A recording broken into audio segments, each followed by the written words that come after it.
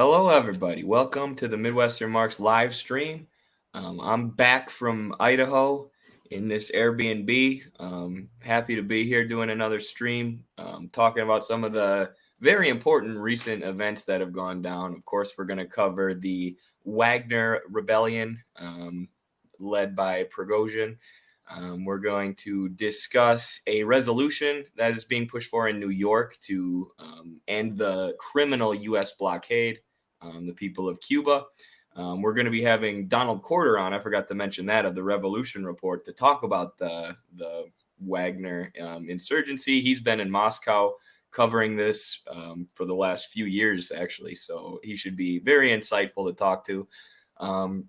And we are also going to cover the Oceangate submarine and some of the systemic reasons or systemic causes of this tragedy, and sort of breaking it down in depth. So, yeah, am I missing anything, Carlos? We have one more story about a Chinese American worker who got fired from their job because they're an activist against the U.S.'s new Cold War against China. And we'll also be reacting to an interview that Glenn Greenwald did with RFK Jr., specifically the segments where they're talking about his tweets on Roger Water, removing the tweet, and then some of his very pro-Israel stances. So we hope to provide constructive criticisms of some of those positions. But yeah, we'll get started with everything after this.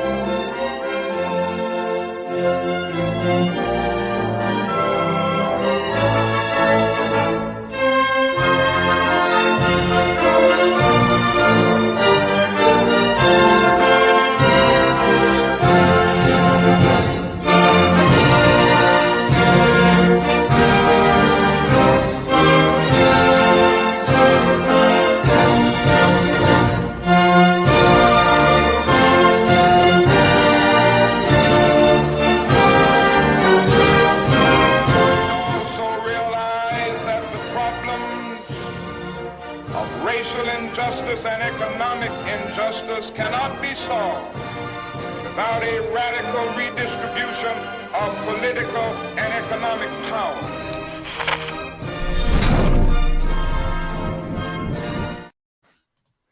Right off the bat, we got Ross, the sugar daddy of the Midwestern Marx Institute, Ion Coil, asking, "Are you in prison, Eddie?" I am, basically. That's basically what the state of Idaho is. Just kidding. I'm on vacation, family vacation with my parents, but they understand that the revolution comes first. So they gave me some time to do our stream today.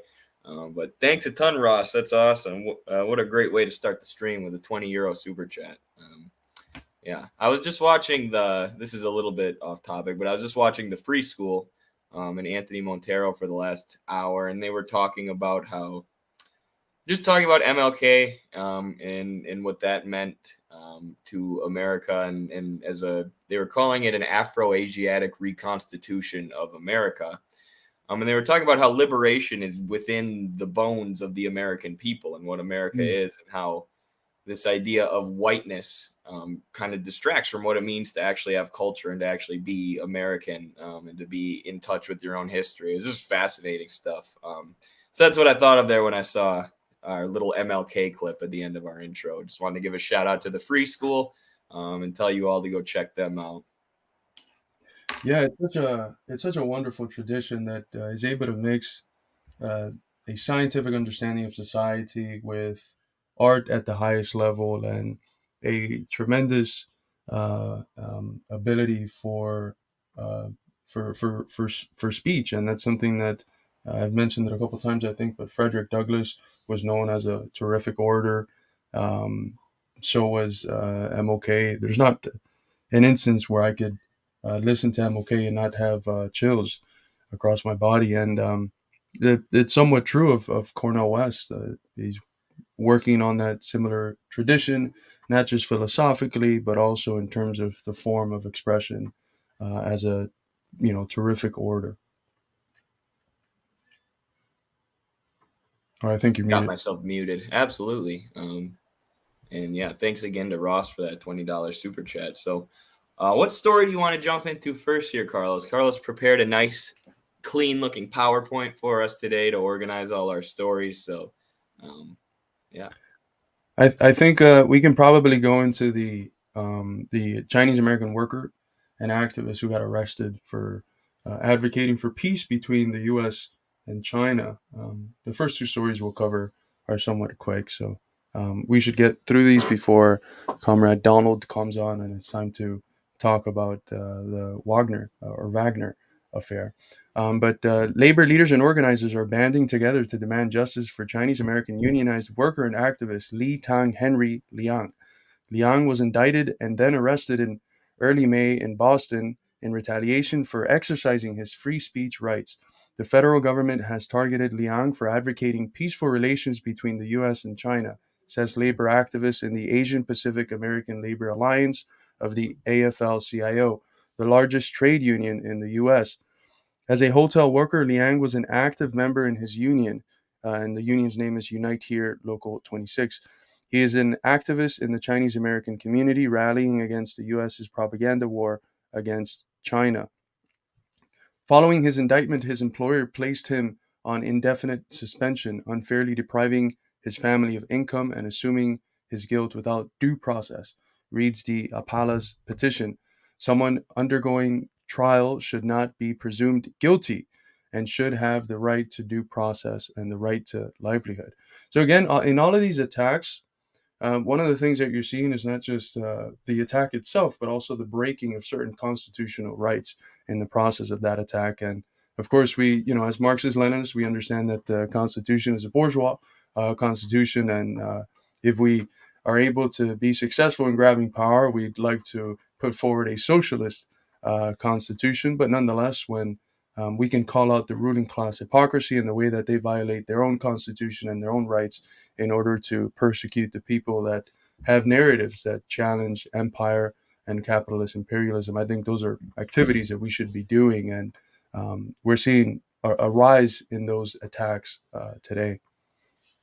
For sure. I think it's important to call on the First Amendment because it is a bourgeois constitution, but it's the bourgeoisie who's persecuting, people like this who are Right. persecuting Julian Assange, who banned 7 of our TikTok accounts, and it says in their constitution that they're supposed to give us freedom of speech. And I mean, it's been a little bit disappointing so far to see the lack of people rallying behind Julian Assange. But when they do actually extradite him to the United States, I think it's going to be vital to tell Americans who aren't communists, who aren't socialists, who aren't yet politically conscious or class conscious, look at this blatant violation of the First Amendment, this blatant violation of the First Amendment where they're throwing this guy in jail after torturing him. Because he revealed that the DNC was rigging the election against Bernie Sanders. He revealed that the U.S. was gunning down people with a helicopter.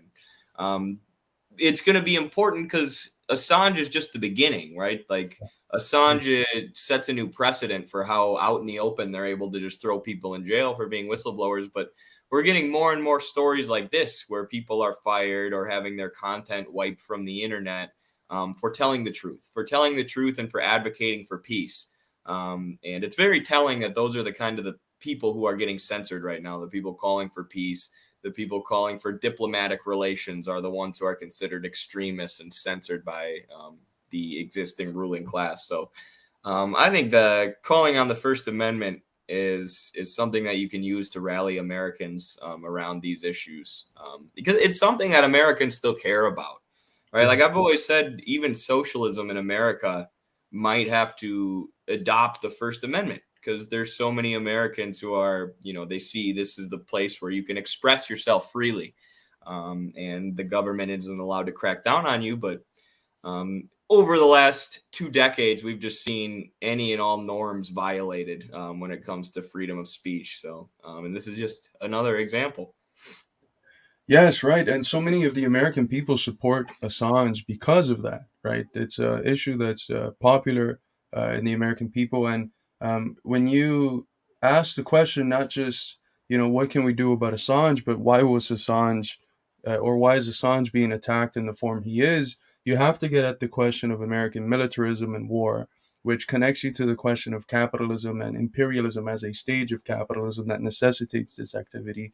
You have to get at the question of the fact that there is no democracy in the U.S., even by their very shallow standards, because you have to speak about the rigging of the campaign against, even a soft social Democrat. So, the political parameters that are allowed in the country, what's beyond those limits, like it puts you in a position where even if you're talking to someone who's not anywhere near to socialism, but who agrees that we shouldn't be doing what we're doing to Assange, it still puts you in a position where you can get them from where they're at to socialism quite easy by focusing on the relationship of capitalism to war, of capitalism to political corruption, of capitalism to the fact that the parties that we have are really bourgeois parties.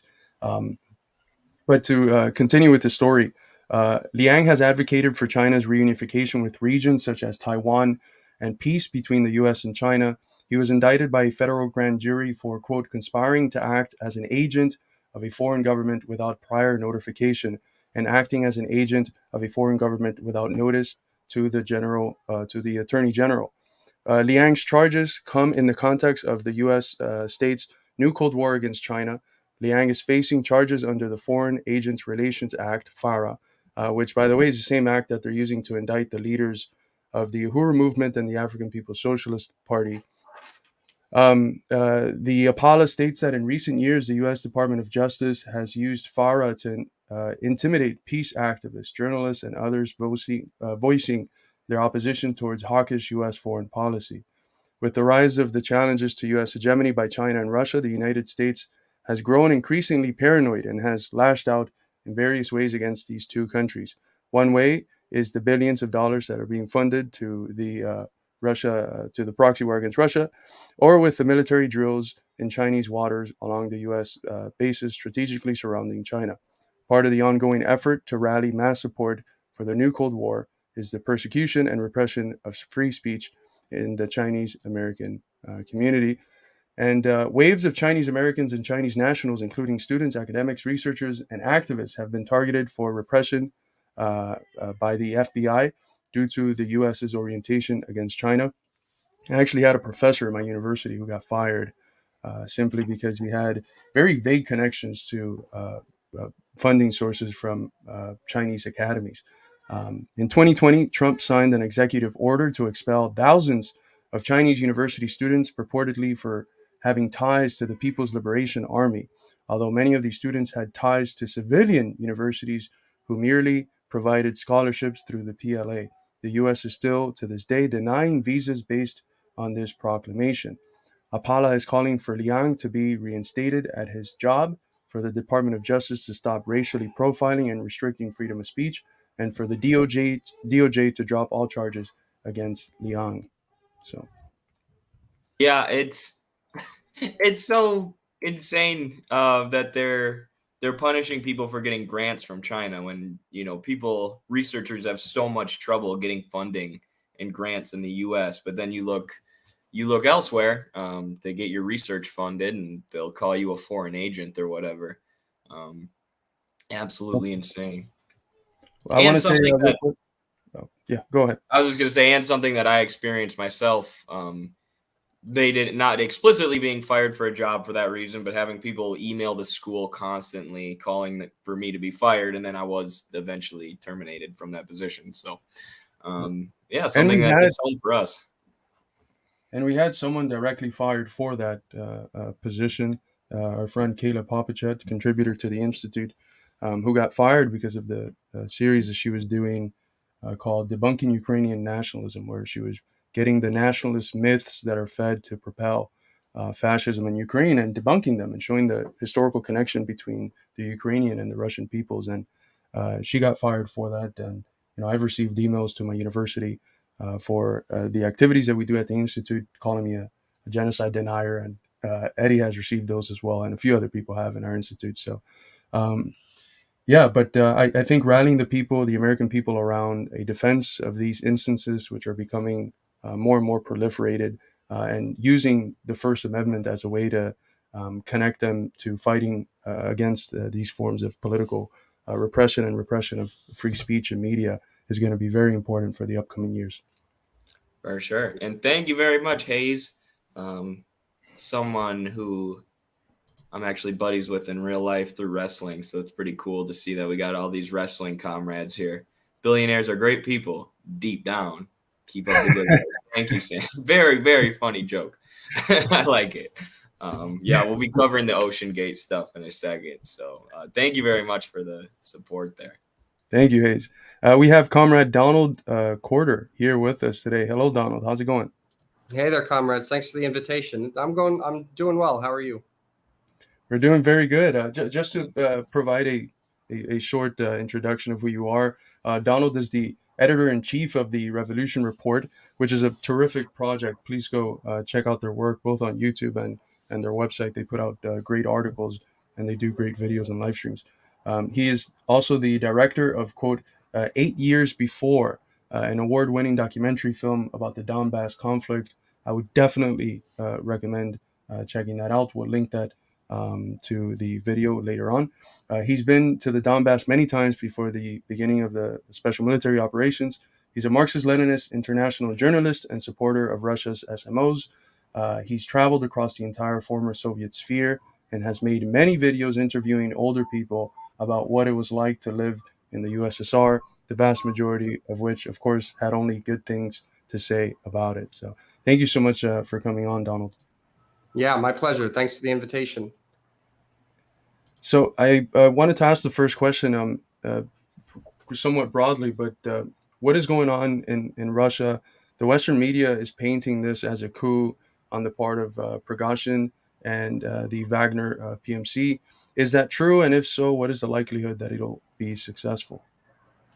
Well, it's good to start with a broad question, I would say, because there's a lot you could talk about, even though this has only been going on for about a day right now. I think, and even for the Western media, right, it's pretty tricky for them to cover this situation because, and there's this meme that's been circulating around the internet, actually, of the sweating guy with two buttons, right? Wagner are heroes or Wagner are villains, because the Western media doesn't really know whose side to take here. Because in reality, right, and it is, according to Vladimir Putin and the Russian government, this is an armed insurrection. This is a really serious situation. But Prigozhin is not, Prigozhin and the Wagner group, they're not like these kinds of, pro-Western, obviously, anti-Putin people that the West probably would have liked to see. I mean, they are not actually even saying that they're against Vladimir Putin. Their main grievance is against specifically the leadership of the Russian Defense Ministry, specifically the Defense Minister Shoigu and his ministers. This private military company has taken issue with the way that the military, the way the Russian military leadership has been carrying out the military operation against Ukraine. And this is something that Prigozhin was talking about for a long time, but now he accused the Defense Ministry of bombing one of the Wagner military camps in the back lines in Donbass, something that the Defense Ministry denies. But Prigozhin says it's true. And so all of a sudden last night, they turned around and started marching on Rostov-on-Don, which is like one of the, I think it is the biggest city closest to the border with the new territories, the Donbass People's Republics. And they just walked in with heavy tanks, with a wide array of armored vehicles, 25,000 troops, according to Prigozhin. They just walked in and took over all of the government infrastructure there. And there are some videos circulating that suggest that there was some fighting, but a lot of those are unconfirmed. And even the confirmed videos don't show actually fighting. They show some, there was an explosion at some point. There was a little bit of shooting going on, but not directed at actual people. So generally, they just walked in without much opposition. And since then, they've been marching on Moscow, which has caused the government here to, by the way, I'm in Moscow right now for all the viewers who don't necessarily know that. It's caused the Moscow government to take tons of measures. We're right now under an anti-terrorist regime, is what the government here is calling it. And basically that means that, they encourage everyone to stay inside. You can't go outside without your papers. If you do, then they could put you in jail. So far, martial law hasn't been declared, and the government said they don't plan on declaring that. But it's interesting to note that just a couple hours after Putin's administration said they weren't going to declare martial law, they actually amended the law regarding consequences for violating martial law in the Russian Federation. So obviously, it kind of points to the possibility that isn't 100% off the table. But so this is something that actually, a lot of people are obviously worried about right now in Moscow. It's a pretty crazy situation. But I have to say, in my personal experience, I don't see like tanks driving around the streets or anything. Life in my neighborhood is continuing as normal.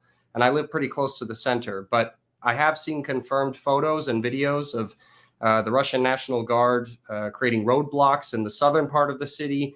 They blew up a bridge. They've destroyed some roads to try and obstruct the advance of Prigozhin's forces that are coming from the south towards Moscow. But again, the latest piece of news, actually, which may just turn everything I just said around, is that apparently Alexander Lukashenko, the president of Belarus, just announced that he was able to broker some sort of agreement between the Russian government and Prigozhin's private military company.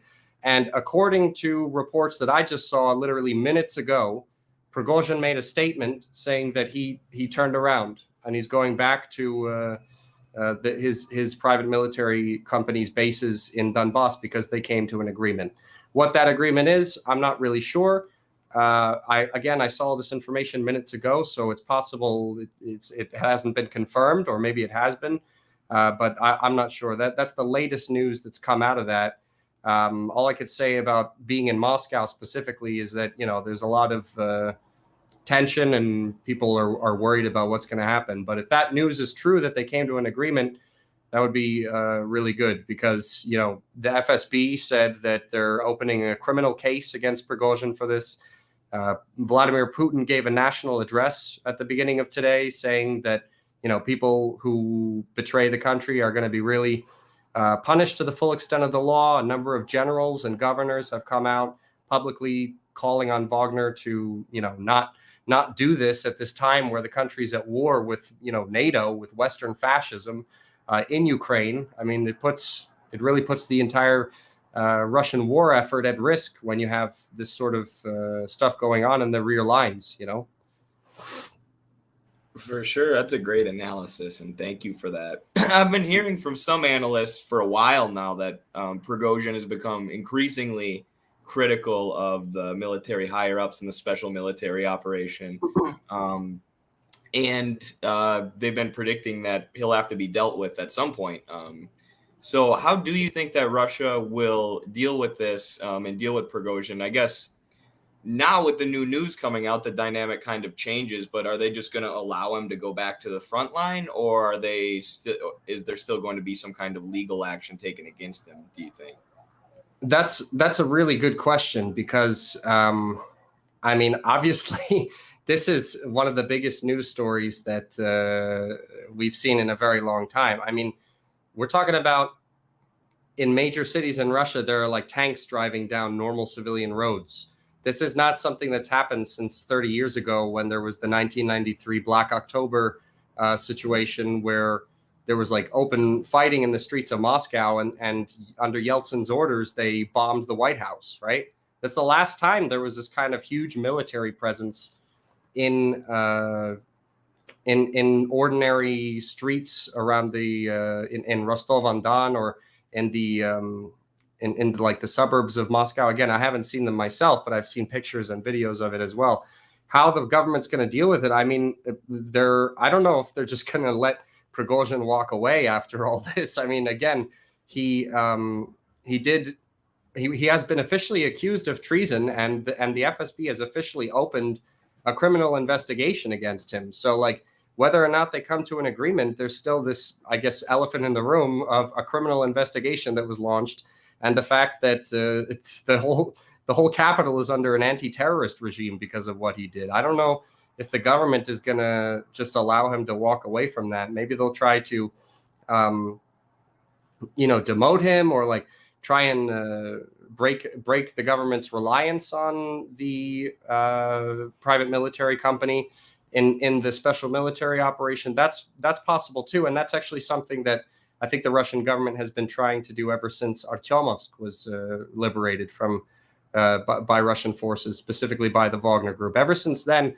a lot of the areas that have been held and taken by the Wagner group they've actually been replaced by the Akhmat brigades from Chechnya, Kadyrov's troops. And those troops have actually been deployed to intercept Wagner's troops right now, actually. So that's another aspect I forgot to mention, that Akhmati troops have been deployed, and there's also confirmed videos of them traveling to meet the Wagner troops. And it could be a really bad situation if this compromise is not confirmed and ends up just being something that's not true. But I hope it is. It looks like it is.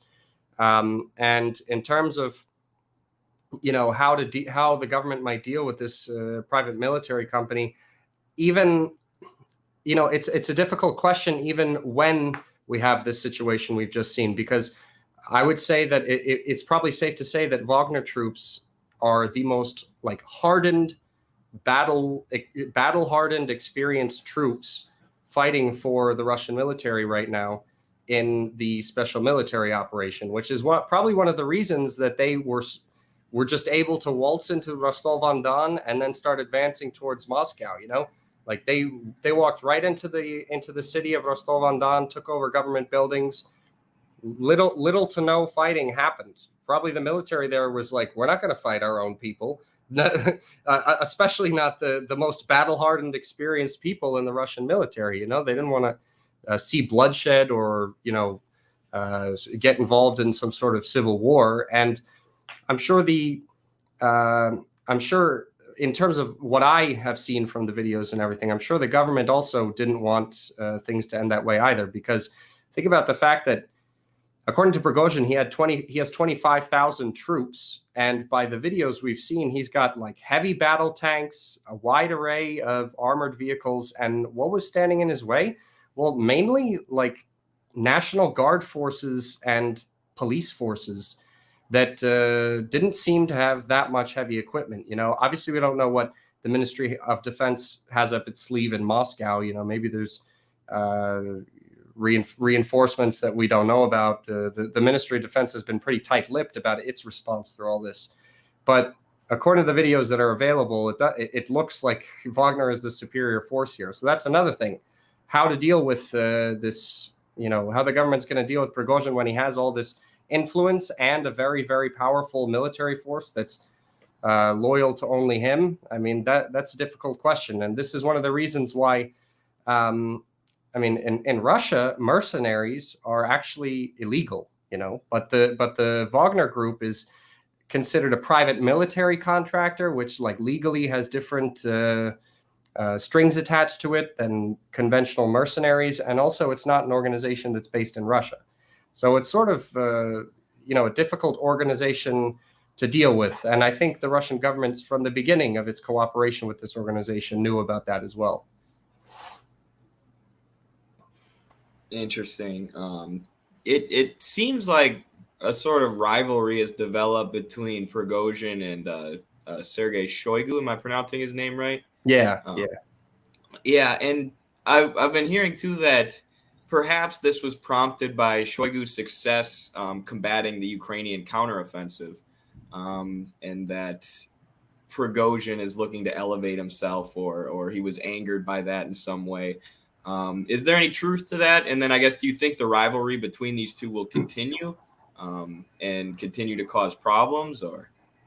Well, I think the rivalry is very real. Yes, definitely. I mean, Prigozhin has actually made that clear publicly especially when, I mean, the first real public explosion probably was when they were just about to, the Wagner troops were just about to take over Artyomovsk, and the Ukrainian military was putting up really heavy resistance. Prigozhin accused the Ministry of Defense of not providing the private military company with enough munitions for it to effectively achieve its objectives in the area. And Prigozhin said that because of the deficit in munitions, his private military company had taken significantly more casualties than necessary. Now, that is what Prigozhin says, but there are other people who, have come out publicly connected to the Wagner group saying that that's just nonsense, that they were given adequate munitions from the Ministry of Defense. So there's like a bit of lack of understanding as to how much truth there is to what Prigozhin was saying. But what everyone does know is that the military operation, I mean, at this point, I don't think anyone's in doubt that the military operation did not go as planned at the beginning. It required a serious tactical, rethinking after the beginning. They thought it was going to end very quickly, and that they had a plan and a strategy that just did not work out. And this is something, this is public knowledge. Even Vladimir Putin said publicly that the military operation has had difficulties.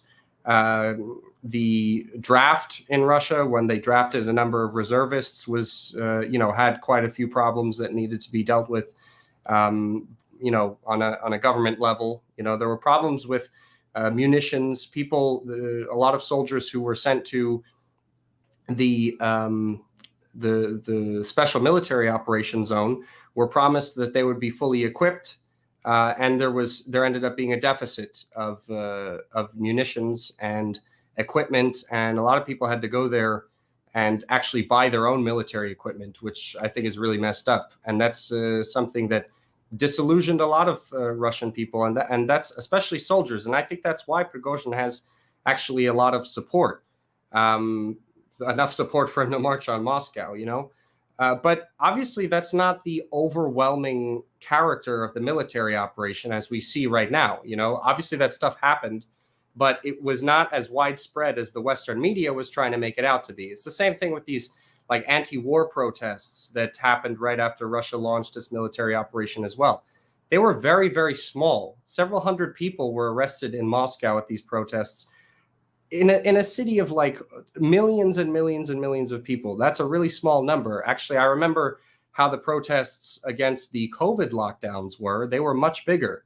People had a much bigger problem with the COVID lockdowns and COVID restrictions in Russia than they did with the military operation. But still, we see it all over the Western media, even though this point of view represents a small minority of people.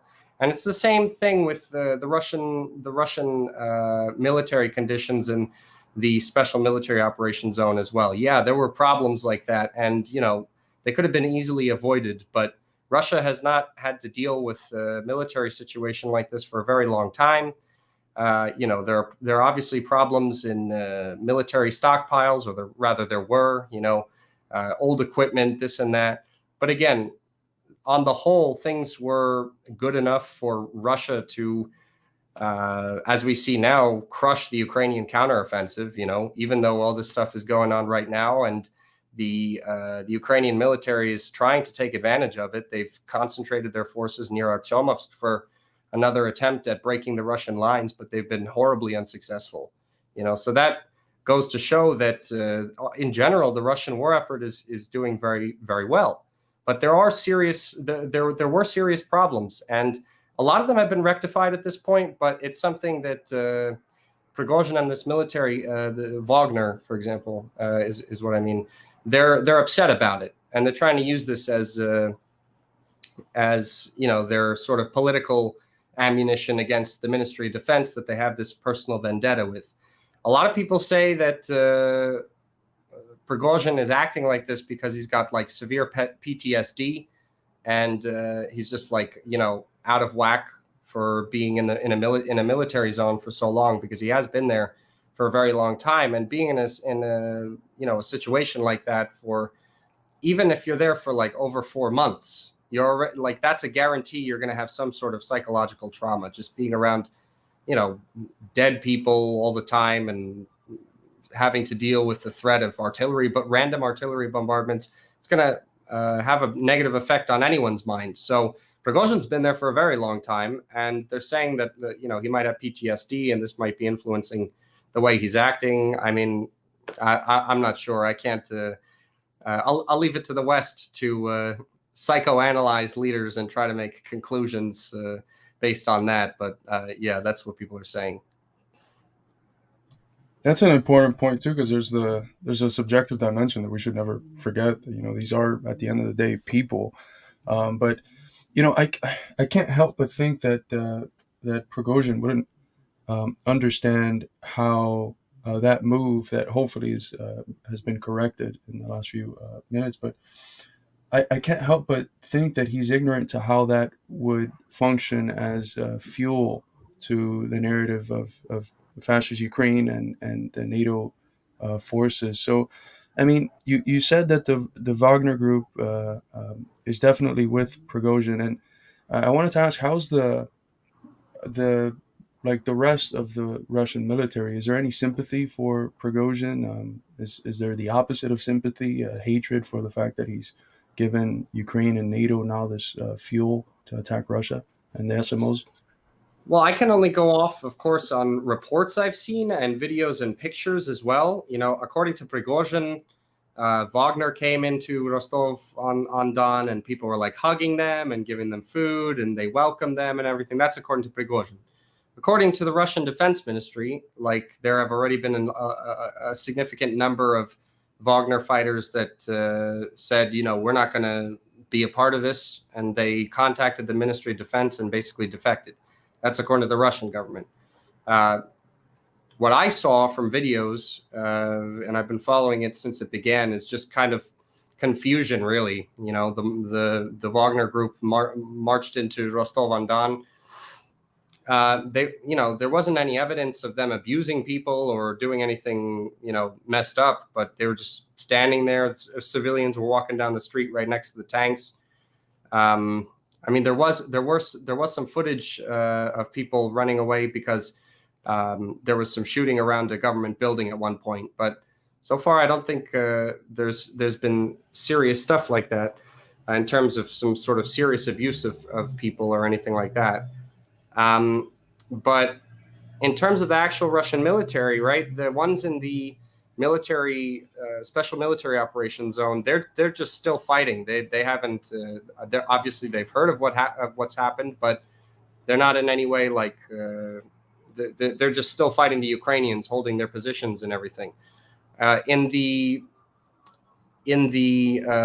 behind the lines in Rostov region, around the path to Moscow, I don't know. I haven't really seen any sort of embrace of Wagner. Just kind of people are trying to treat it neutrally and not get in their way. And that's because Prigozhin, when he started this, he was like, if anyone gets in our way, then we're going to consider you our enemy. But if you stay out of our way, then we're not.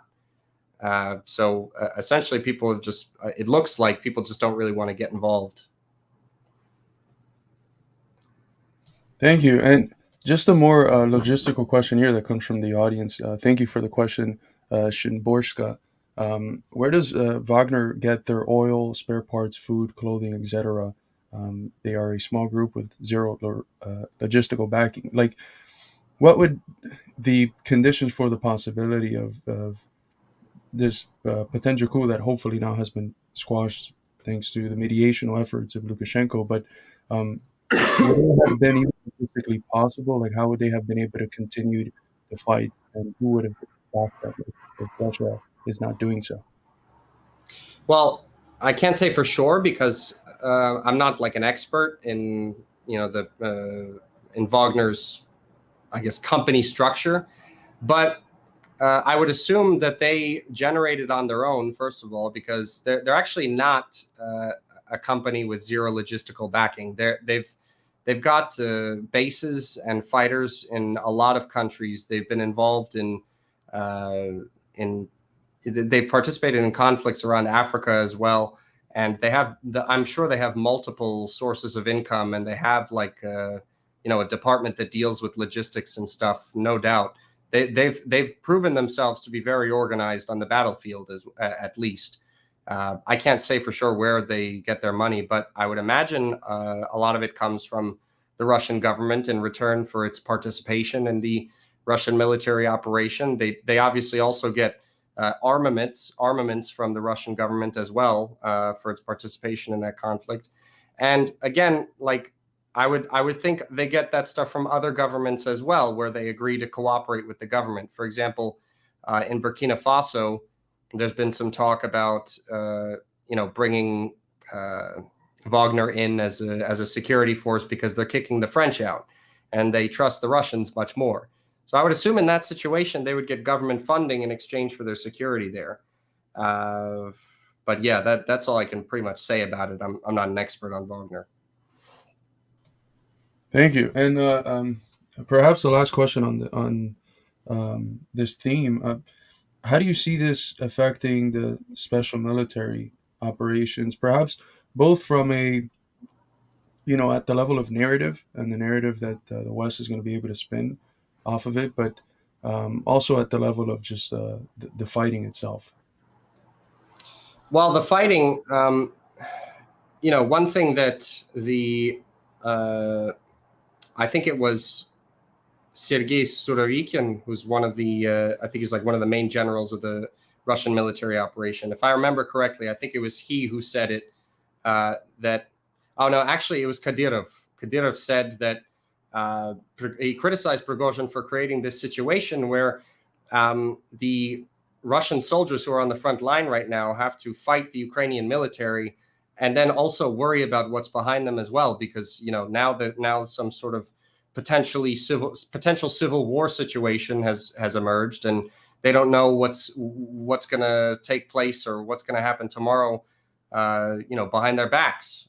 That's a really bad situation, obviously, for that to happen. But again, if the situation has been resolved already and Wagner is really returning to its bases, I really don't think it's actually going to have that big of an effect. Because also, like I mentioned earlier, I mean, the Ukrainian military has tried to take advantage of this, because obviously for everyone watching, I'm sure you all know that the Ukrainian counteroffensive is underway, and they've been putting a lot of manpower and Western supplied weapons and money into trying to make this work. It's failed miserably. And now they tried to take advantage of this, obviously, and they've made little to no gains. Even with these Russian soldiers not knowing what's going on behind their backs, they've been able to maintain their positions and continue to defend their lines. So I think, especially with this talk of potentially Lukashenko brokering an agreement between Wagner and the Russian Ministry of Defense, things might just return to normal soon. That's what I think is going to happen. So. Well, we can certainly hope so.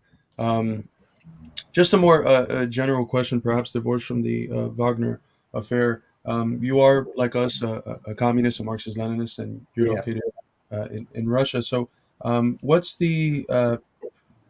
what are the prospects currently for the KPRF, the Communist Party of the Russian Federation? I know that they're backing the SMOs, and they've been some of the first people in favor of intervening in Ukraine to save the people from the Donbass. But what are the conditions of the party now? How's it viewed in the eyes of the people? Is there any potential for sometime in the future the KPRF, grabbing power or something? What's your position at the moment? Well, it's still like the second most popular party in the country. It's all over the place. I mean, over in Russia, being a communist is not something that's like spooky or weird. Obviously, I mean, it depends who you ask. Like I guess if you take the average Russian person and you tell them you're a communist, they're gonna be like, okay, it's like saying you're a Democrat in the United States or something. Obviously, if you talk to liberals, they're going to be like, oh, you like the Soviet Union, But it doesn't really matter about that, because the majority of the population here is not like that. They're mostly against liberalism, and also the Communist Party has actually been attracting a lot of youth. in recent years. I know that because I myself, I'm not a member of the party, but I cooperate and collaborate a lot with Communist Party members. And there's a huge amount of young people in the party and joining the party as well. And again, it's because of the actions it's taking, like the KPRF really has a strategy of leading by example. Like you said, it was one of the first organizations to call for active support for the peoples of Donbass. In fact, I think it was the very first political organization that is represented in the government Duma that started calling for that. And they've been moving a lot of humanitarian aid to Donetsk and Lugansk and Kherson and Zaporozhye. They've been really active in helping them out in the humanitarian sphere, as well as helping out the military as well, because they're part of they are communists, but they're part of this anti-imperialist united front. And that's what I think we really need to get across to these communists in the West, so-called communists, who are for some reason against the special military operation. It goes completely against what communists around the world who are actually in power stand for. Like the KPRF is not in power, but it's the second largest political party in this country. The DPRK supports the KPRF and the military operation. China is officially neutral, but we know that they're tacitly, against NATO. They tacitly are happy that Russia is challenging this global, this Western attempt at, establishing global hegemony, because it also threatens China. But they're trying to play it safe as well. But I mean, every Cuba supports Russia as well. Pretty much every communist country in the world supports Russia in this military operation. It's only Western leftists who, for some reason, have some understanding that the Ukrainian neo-Nazis are a progressive force in the world, or they think that there are no Ukrainian neo-Nazis. Like, this is something we really have to dispel in Western communist circles, I would say, because the majority of communists around the world who are actually doing things, they're not in agreement with that line of thinking. That's wonderfully said. And it's not just the communist states, the 5 official communist states, it's also all the other socialist states in Latin America, Right. Venezuela, Nicaragua, Bolivia, that are supporting Russia and the special military operations. For sure. And if people want to know more about the argument in favor of the SMO, check out Donald's video on the Revolution Report that you did when the SMO was first launched. That was instrumental for me in kind of wrapping my head around what was going on. And this is a really great video on the deep dive you did into the far right groups in Ukraine, to the point where you were even getting YouTube advertisements to join Right Sector. It's really interesting. Yeah, it was crazy. There was Right Sector, one of these organizations that is clearly neo-fascist, and YouTube was allowing them to spread Nazi propaganda when meanwhile RT is blocked. What is that? Yeah, absolutely. Well, Donald, thank you so much for coming on and clarifying what's objectively a very complex affair. Is there anything you'd like to plug before we go? Once again, I gotta tell the whole audience that they should really watch 8 Years Before. It's a documentary film. You can find it on my YouTube channel, which is called The Revolution Report. But I've also got a website. We're more like an informational outlet. And this documentary film, I actually filmed it with the famous international heavyweight fighting champion Jeff Monson, who's also a communist. Yes. Yeah, dude. I filmed it with him, in collaboration with him. It's our film. And we filmed it there in 2021 because we were upset that this conflict was continuing and not getting any international attention. So we filmed it before the military operation began. And as we were developing the film, the military operation was launched, and we were like, crap, we have to radically rethink what the story of this movie is going to be. But it came at the best time ever, because now this film is an explanation for why Russia launched this military operation in the first place, when most people in the West have never even heard of Donbass, and they think that Russia just attacked Ukraine without any sort of good reason. Our film very well illustrates those reasons, and it's got interviews with people who live who lived on right next to the line of confrontation in Lugansk, in Donetsk, people who had their lives changed, they were turned into cripples because of Ukrainian bombardments of civilian areas. It's all in the film. I highly suggest watching it. And again, I want to say to you guys, thanks a lot for the invitation, the great discussion, and the ability to talk to your audience about that as well. Of course. Thank you for coming on, brother. And we got to have you back on to talk about more general topics and other parts of your work as well. Thank you for coming on. Thank you. Yeah, with pleasure. Thank you. All right. Well, that was Donald Corder from the Revolution Report, editor-in-chief of the Revolution Report. It was very insightful interview about Wagner and the communists in Russia and the whole affair that hopefully is coming to a close now after Lukashenko mediated this affair, and hopefully it's onwards to more of what's been going on before. But yeah, that was an incredible analysis. I knew it would be, just because Donald has followed this closer than anyone, and he's one of the shows that I really like to watch for information and stuff on YouTube. But I haven't seen the video that he did with Jeff Munson. That is freaking awesome, because Jeff Munson is one of my personal heroes. Very, very good mixed martial arts fighter, like good enough to where I knew exactly who he was before he ever became a communist. And he actually ended up going to the Donbass after 2014 to help them fight against the neo-Nazis, similar to Russell Texas Bentley, who we've covered, another American who went over and joined the Donbass Liberation Forces. And Munson became a communist, moved to Russia, and he is, one of, like, there's this idea in the West that, at least in combat sports, like in the culture of Western combat sports, that you have to be a conservative. You can't be a liberal. Liberals are soft. So then the only option is to be a conservative. But for me, as a young lad, seeing this guy Monson saying, no, I'm a communist, and this is what I stand for. I stand for the workers against the corporations. And, communists can be combat athletes. Communists can be tough. It was an inspiration for me. So I'm very pumped to watch that documentary, and I recommend you all check that out.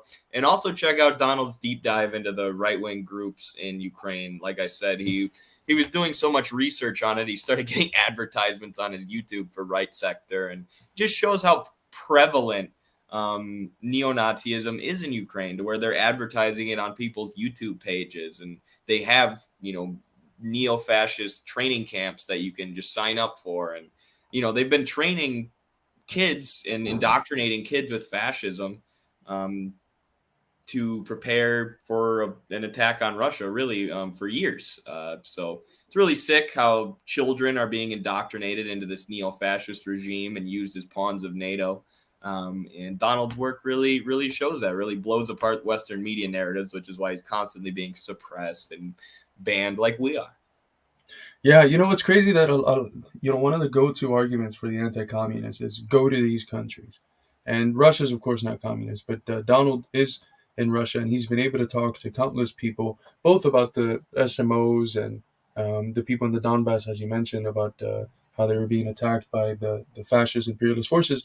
But he's also been able to talk to just regular old people who remember the USSR and ask them, like, how, do you miss the USSR? What do you prefer? And, it breaks this narrative that's dominant in the West, which is that, the people just lived in a hellhole. And then, there were some troubles in the 90s with capitalism, but then things became steady, and then it got really bad again with Putin, who's a dictator, blah, blah, blah. And it's complete BS. And, he actually did the task of talking to people. He lives there, and he can attest to the fact that the people who remember the Soviet Union do so very fondly, and in many ways prefer the lives that they had under the Soviet Union. And the parts that they enjoy the most of Putin are the ways in which he's acting that resemble some of the things that Soviet leadership would do for its people. And of course, the reason why Putin is so popular was because he was able to somewhat put a halt on the hyper predatory activities of the Russian oligarchs that we're just the only ones benefiting from the shock doctrine and from the looting of the people's property. Um, he put a halt to that, and in some ways, it's still a somewhat capitalist state, anti-imperialist geopolitically, but not a socialist state. But in many ways, he's very popular because some of his policies are socialistic and have benefited the Russian people. Um, but yeah, it's as soon as I saw this unfolding last night, I was like, damn, we got to get Donald on to talk about this. He's gonna be the best guy we can speak to about this, and I think he spent most of last night covering it. So For sure, yeah. And yeah, Russia certainly is still a capitalist state, like you said, although an anti-imperialist one. And really, you can see that anytime Putin gives a public speech, he's like, got to throw a pot shot at Marx, Engels, or 1917. It's really annoying, but like he is different from the Communist Party. That's why he's more of a Russian nationalist. But that doesn't really have anything to do with whether or not you should be in favor of the SMO or whether you should be in favor of NATO and Ukrainian Nazis. Of course, we should be against that. But like when this happened, when the stuff with Prigozhin started happening, Putin was like, "Oh, it's just like 1917." It's like, no, it's fucking not. Like, it's, if anything, it's closer to 1991. Like, what are you talking about? But it's just him throwing pot shots at communism. So he's a Russian nationalist. But the point being, that doesn't mean we dismiss him and everything Russia's doing to combat imperialism, right? This is purity fetishism to say, oh, Putin doesn't have the same philosophy I do on Marx and Engels. I guess I have to support Ukrainian fascists. Doesn't make any sense. right, and I like the category that Maduro uses to describe Russia and China, even, although there should be categorical distinctions between a communist state and a non-communist. But he uses the category of non-imperialist great power, which, of course, great powers is usually conjoined in the Leninist tradition to different imperialist power, but he's separated that. And in many ways, there are great powers today that act geopolitically against imperialism and that do so in a non-imperialist way. But the fact that they're great powers is usually the source of what confuses, especially a lot of so-called Marxists, into thinking, oh, these are inter-imperialist rivalries, when they're not. They are great powers, and they are acting in ways that shape the geopolitical economy to very large extents, but it's done in a non-imperialist way. Even if nationally they're capitalist, or even if in China there is a sector of capitalism that's controlled and regulated by the Communist Party. Right, like World War I and the inter-imperialist conflicts that Lenin talks about in imperialism were like the UK, the French, the US, Russia, Japan, fighting over the global South and Southern Asia, Latin America, Africa, countries miles and miles away from their borders, just like what the US is doing in Ukraine or in Syria and Libya. These are places miles and miles away from the US. Every war that Russia's fought recently has been right at their borders, right? They've had legitimate security concerns, whether you agree with their military actions or not. There have been legitimate security concerns to Russia. Versus the U.S., there was no security concern with Saddam Hussein, from Gaddafi, from Assad. These were countries who didn't want anything to do with the U.S. other than trade. They weren't going to launch anything against the U.S. Versus in Ukraine, there were NATO troops and fascist troops amassing on the border, ready to launch a massive attack into the Donbass. And Russia responded to protect their security. To call it an inter-imperialist rivalry is just such a simplification. Like, I'm sure there are economic benefits to Russia controlling Crimea and the Donbass, Crimea especially, right? And I'm sure that probably played some kind of a factor in the SMO being launched, but it's mostly Russia protecting their security interests. It's Russia protecting from a attack or a coup launched by NATO and Western forces through Ukraine, where the U.S. hasn't been threatened in that way in years, like over 100 years. Right, man. And, even the few places beyond Russia's borders where they've sent military aid, it's nothing like when it's done by the imperialists first is usually done as a reaction to imperialist aid that's done to oppositional forces, and their military aid is asked for by the legitimate democratically elected governments of these places. So it's not like it doesn't have 900 bases around the world and it sets up operations all over the world, overthrowing governments and threatening and manipulating the political arena of countries. It has no legitimate interest in manipulating, like the U.S. does, and like its junior partners in imperialism and NATO do. Yes, and thank you for the super chat, Noah. This is an excellent question. That's not our Noah, by the way. Different Noah, yeah. Appreciate this though. Thank Can you. you explain how Russia is anti-imperialist with examples? Is it just because they are in opposition to the U.S.? They have TNCs in periphery states. I would say you would first have to start with what they're doing economically. Putin has, like, after 1991, the Soviet economy was plundered by oligarchs in Russia, but especially by Western multinationals and bankers. So what Putin has done is cracked down on the oligarchs in the energy sector and taken back a lot of control of, say, Russian oil, Russian natural gas, and then started trading and selling that natural gas with Europe. That's what the Nord Stream pipeline was for, and reinvesting that money in Russian infrastructure, in the Russian economy, and the Russian people. So it's, basically bringing back a little bit of socialism, reeling back some of the liberalization that went on with the collapse of the Soviet Union in order to better the people's lives. So it doesn't mean Russia is a socialist state, but their nationalization of the energy sector is taking a center of economic power away from Western oligarchs, away from Western finance capital. And in that way, it's economically anti-imperialist. If you want to look at their military and political actions, you could talk about the SMO against the NATO puppet government in Ukraine. That would certainly be an anti-imperialist move, or a move against the main imperialist hegemon in the world today.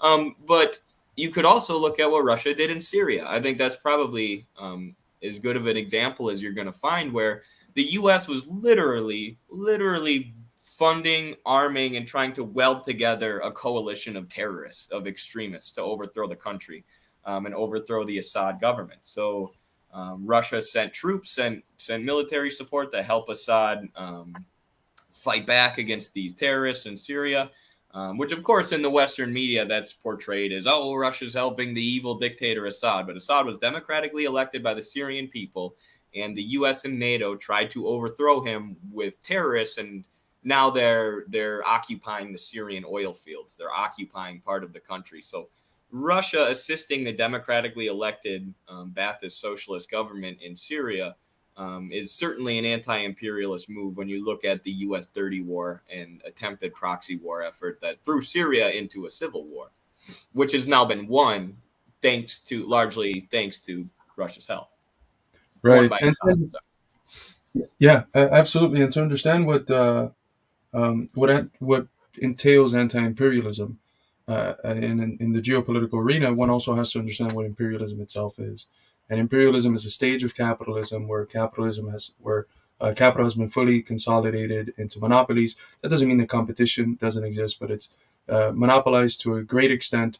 The dominant force is finance capital, banking capital, and I think the clearest way that you could see it is after World War II, the role of the IMF and the World Bank in forcing governments through debt trapping and structural adjustment programs and stuff, dominating their politics so that their countries stay open to Western, specifically usually U.S. multinational corporations, so they can go in and expropriate and super exploit and keep these countries under the neoliberal framework of the acronym that we use is PLAD: privatization, liberalization, austerity, and deregulation, because all of that is what benefits Western monopoly capital, finance capital. Russia's not doing any of that. Russia's not debt trapping anyone. So if you want to look at it from the purely economic point of view, they're not debt trapping anyone. They're not enriching they're oligarchs off of keeping other countries poor, and controlling how it is that they're able to dictate the policy that they impose and their governance. From the military point of view, which is a component but not the central component of what imperialism is, they're not having 800, 900 bases around the world in order to help them facilitate the process of that economic extraction of resources and super exploitation and control of foreign countries. So that's not the Russian reality. On the contrary, like, they're fighting against that. They are the largest trading partner that Venezuela has, that Cuba has. They're becoming one of the largest trading partners that China has, Iran.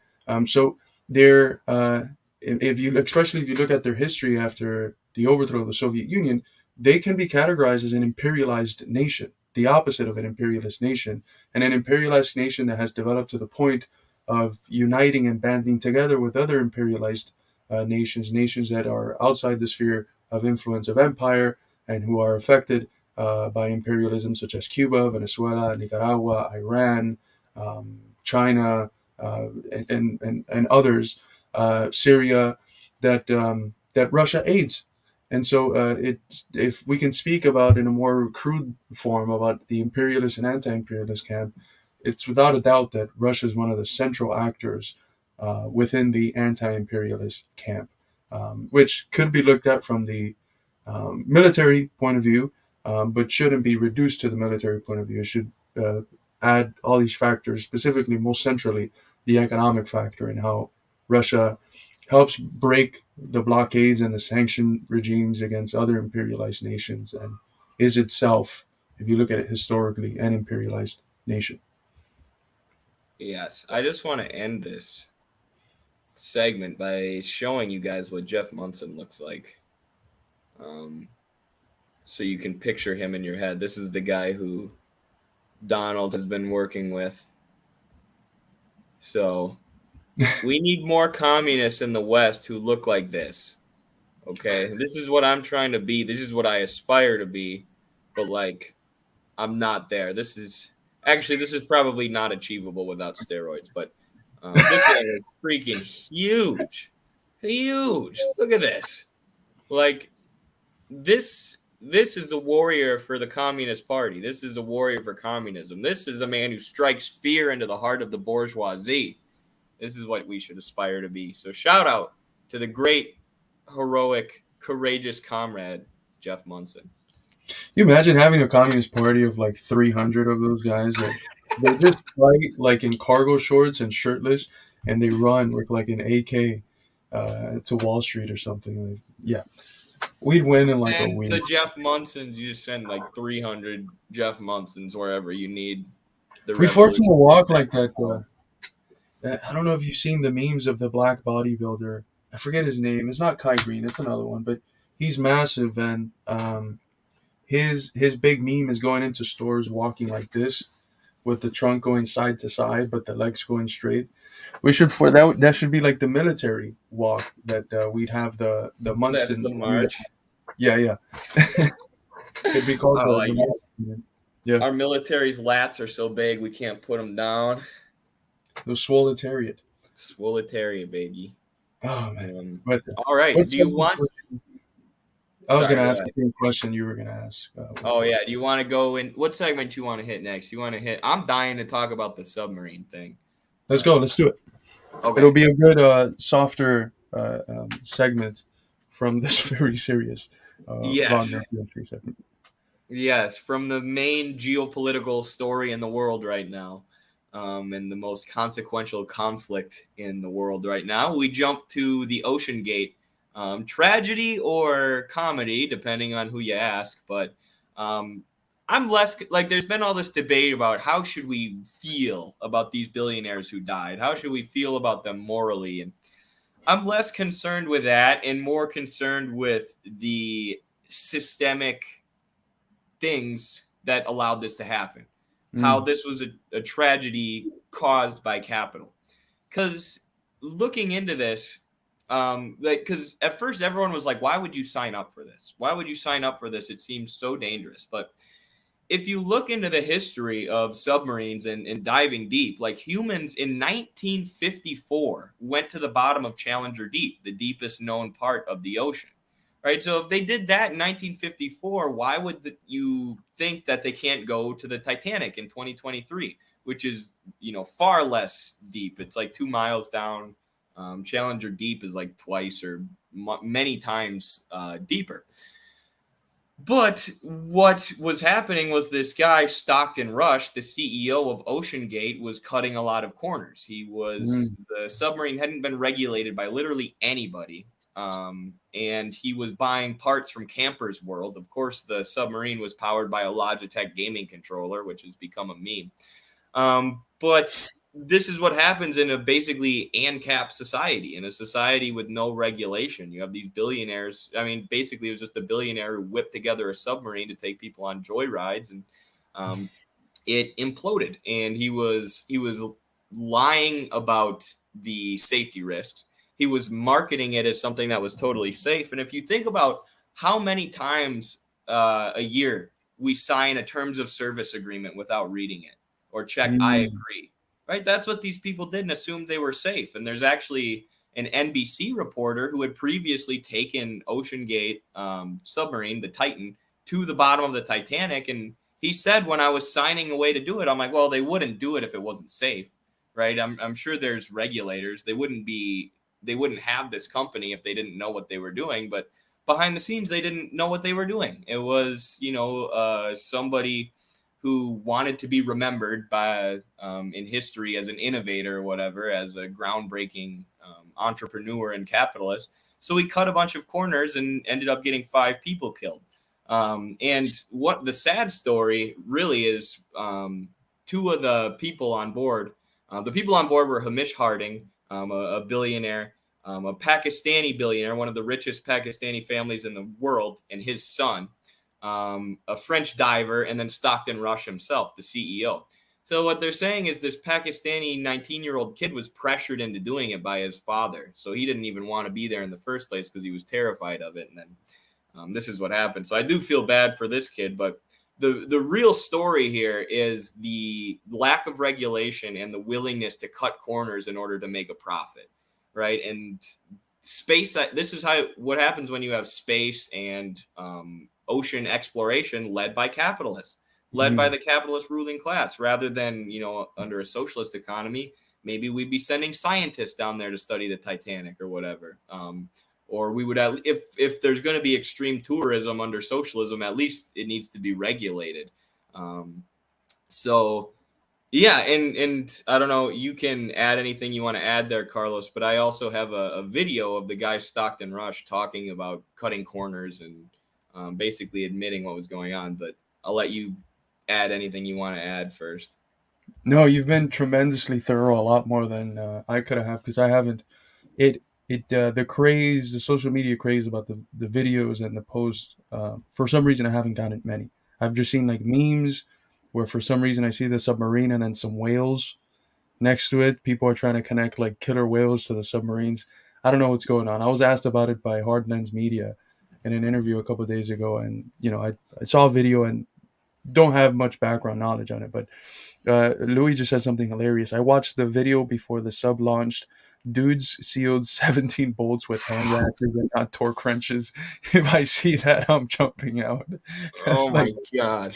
It's like the videos of when you get into a roller coaster and you see like a bolt that's just hanging out, and they do that to mess with people. But yeah, I think it's really good what you're doing, and it's something I haven't seen done, which is like, what are the conditions for the possibility of this failure? And it's the same cutting corners that led to Palestine, Ohio, and that leads to constant hundreds of train derailments each year in the U.S., which is you cut corners precisely because doing so allows you to save in the cost of production, and doing so allows you to have more profit at the end of the day.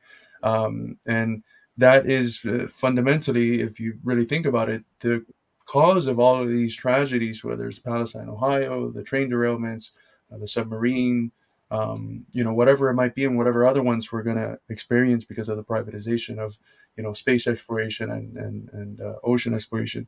The source of these tragedies are rooted in the fact that these activities are done for the sake of profit, and that incentivizes cutting corners and not prioritizing safety, human well-being, the actual exploration, but the profit. And then safety and the exploration itself ends up being a sort of latent effect, a secondary thought to how much profit can be made with these explorations. But you're right. There's been these submarines dives for almost a century now, and I was actually talking to my wife yesterday, and she told me something quite funny, that she was super obsessed with the Titanic when she was in elementary, and when she was a little girl, one of the sort of central questionnaire questions that she would ask potential friends was, "When I'm older, I'm going to go in a submarine to see the Titanic. Are you coming with me?"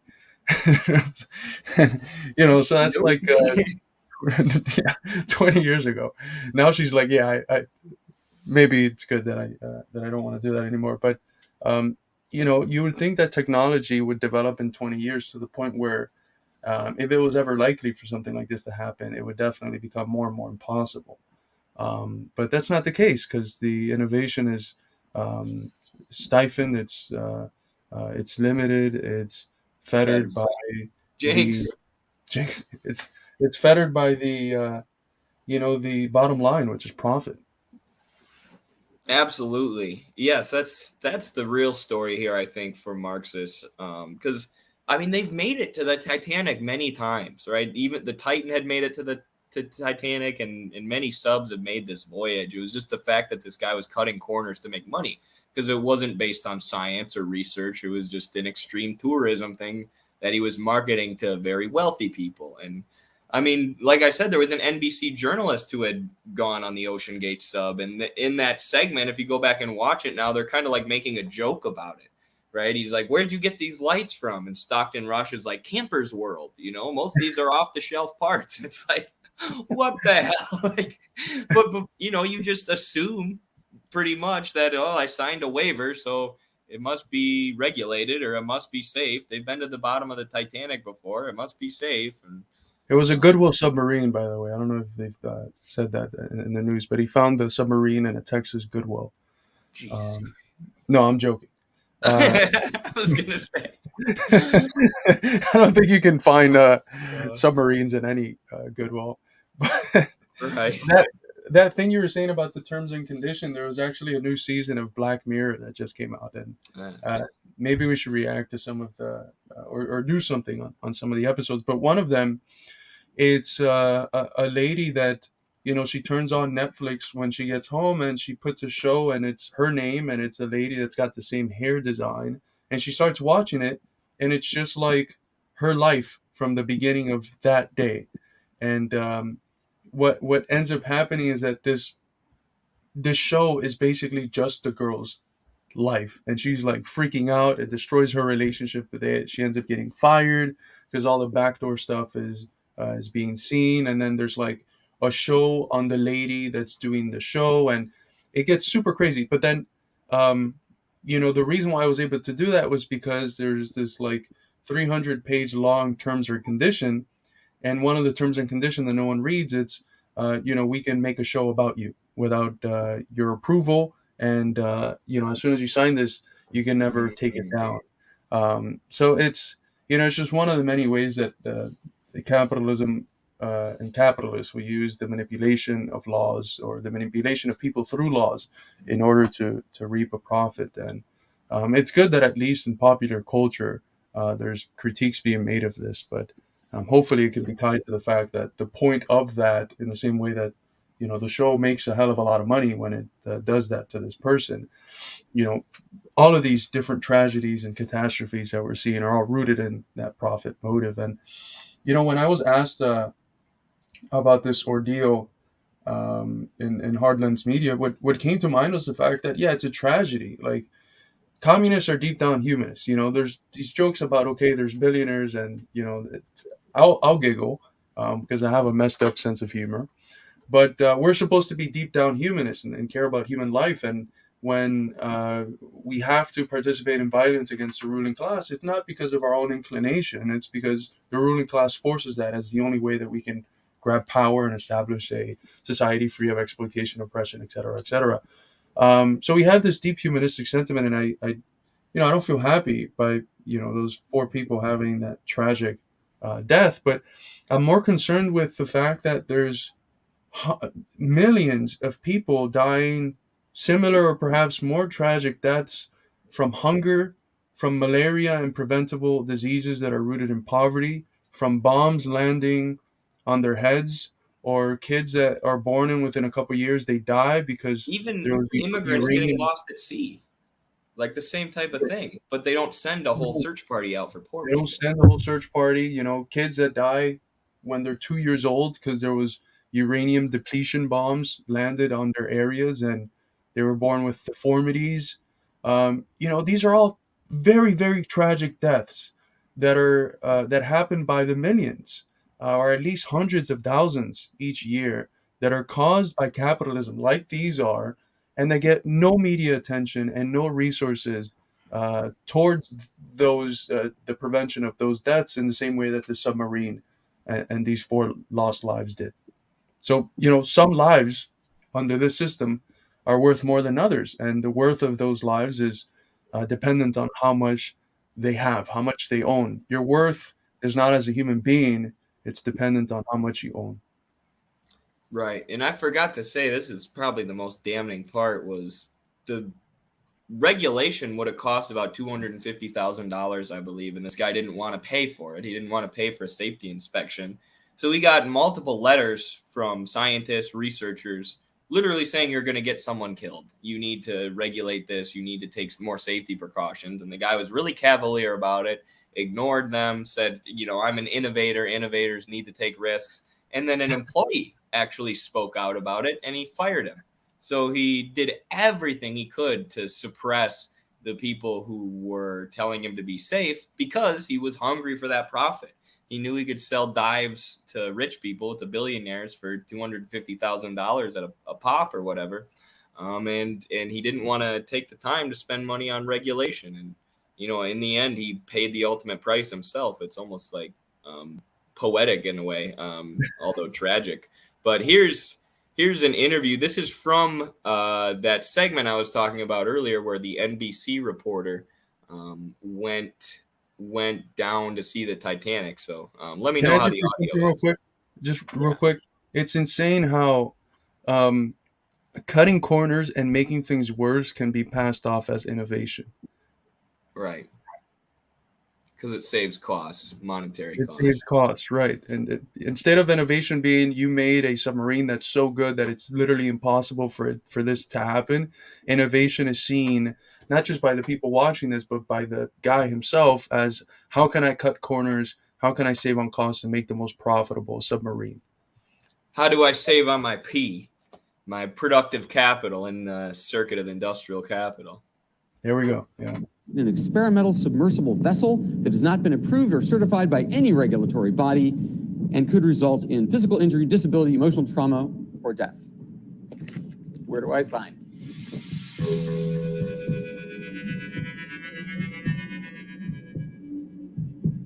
We only have one button, that's it. It should be like an elevator. I couldn't help noticing how many pieces of this sub seemed improvised. We can use these off-the-shelf components. I got these from Camper World. We run the whole thing with this game controller.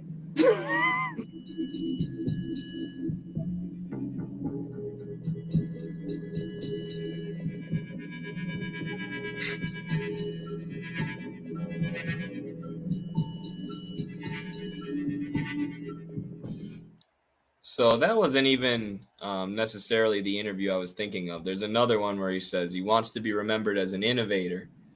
We start with the latest on and innovators need to take risks. And he said something like, you're not supposed to mix carbon fiber with some other material. And he brags like, but I did it. I got it done. And that's why we have this sub. And now he's dead. So rest in peace, Stockton Rush. A lesson for us all.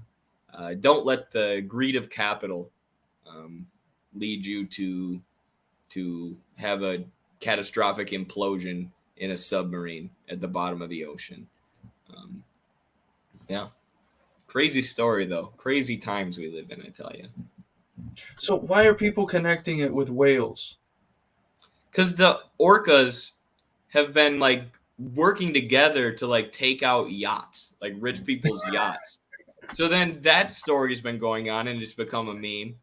And then you have this submarine implodes. It's like, were they attacked by the orcas? And we don't know technically because, I mean, the way that I don't know how the military releases information. I'm sure there's processes and stuff and they're limited in what they can say. But the way they released information about this was very strange.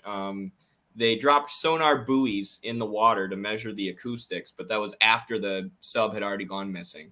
So those sonar buoys didn't catch anything. And then once the time was up, like the time where they would have run out of oxygen, even if the thing didn't implode, the Coast Guard says, oh, we found the remains on the seafloor. We found remains of Oceangate. And then the military comes out and says, oh, by the way, we already were measuring the acoustics of the water in case Russia attacked us. And there was a big explosion. But I don't know why they took like 3 days to release that information. It's a little bit weird, honestly. But like I said, I'm sure there's processes where the military can't just release any info or say anything. But so the military said there was, we were measuring the acoustics of the water and there was an explosion that we measured that would be consistent with an implosion of the sub. Because think about it, when you're down there at the bottom of the ocean, all that water is crushing you. And it's described as like being crushed by an Empire State Building on every side. The death would have been instantaneous, within milliseconds, they would be gone. Versus what everyone was scared about was that they were trapped down there running out of oxygen slowly at the bottom of the ocean, which would have been horrible. But right. I wonder if anyone from the right has came out talking about the orcas being like Chinese funded orcas put out there to overthrow rich sailors. But yeah, I can see the connection. It's a memeing that I'll approve. It's a good memeing. Right. There's a sixth socialist state or a Marxist-Leninist state, and it's Oceania, ruled by the proletarian orcas. So. You know what's crazy about this? The name. Like, Oceangate sounds like itself a conspiracy. I thought the conspiracy was called Oceangate until I saw the submarine, and I was like, it's almost prophetic. Like, because you have Pizzagate, Russiagate, you have all conspiracies or somehow they get gate after it. So it's almost like this was destined to end in a fashion like this. Yeah, it does. Yeah. And that makes me want to that almost makes me want to find this interview of Stockton Rush where Let's take a look at Titan. Where he's talking about like the need to cut corners if you want to be remembered as an innovator. I'll try and bring it up here because it does seem like this was destined to happen. Like once you learn the background. Even though much deeper dives have been accomplished before, it seems like this was a disaster waiting to happen because this guy had so thoroughly become a personification of his own capital to where he didn't care about his own life or human life, or he was just cavalier about it at least. So we're coming into the sub. This is the only toilet available on a deep diving submersible. Best seat in the house. You can look out the viewport. We put a privacy screen in, turn up the music, and it's very popular. We have our control screen here, our sonar screen here, and we can put any image we want in the back. We've taken a completely new approach to the sub design, and it's all run with this game controller and these touch screens. So if you want to go forward, you press forward. If you want to go back, you go back, turn left, turn right, go down, go up. And it's Bluetooth, so I can hand it to anybody. And it's meant for a 16-year-old to throw it around and super durable. We keep a couple of spares on board just in case. This is the second year we've been out to the Titanic. We went out in 5 8-day missions. We did about 10 dives to the wreck site of the Titanic, and we did an extra dive on an undiscovered reef that we found. So that's, again, not the video I was thinking of, but it does show like how cavalier his attitude is towards safety, and it's really just a billionaire who had enough money to buy parts off the shelf at Campers World and stuff, threw together a submarine and because there's no regulation in this country, was allowed to do it without it being safe, without it being Is he regulated by literally anybody. Is he American? Good question. Because I was gonna say, like, if he started this a year or two ago, and he's American, and the Pizzagate and Russiagate, like, we have this connection of like conspiracies to gate.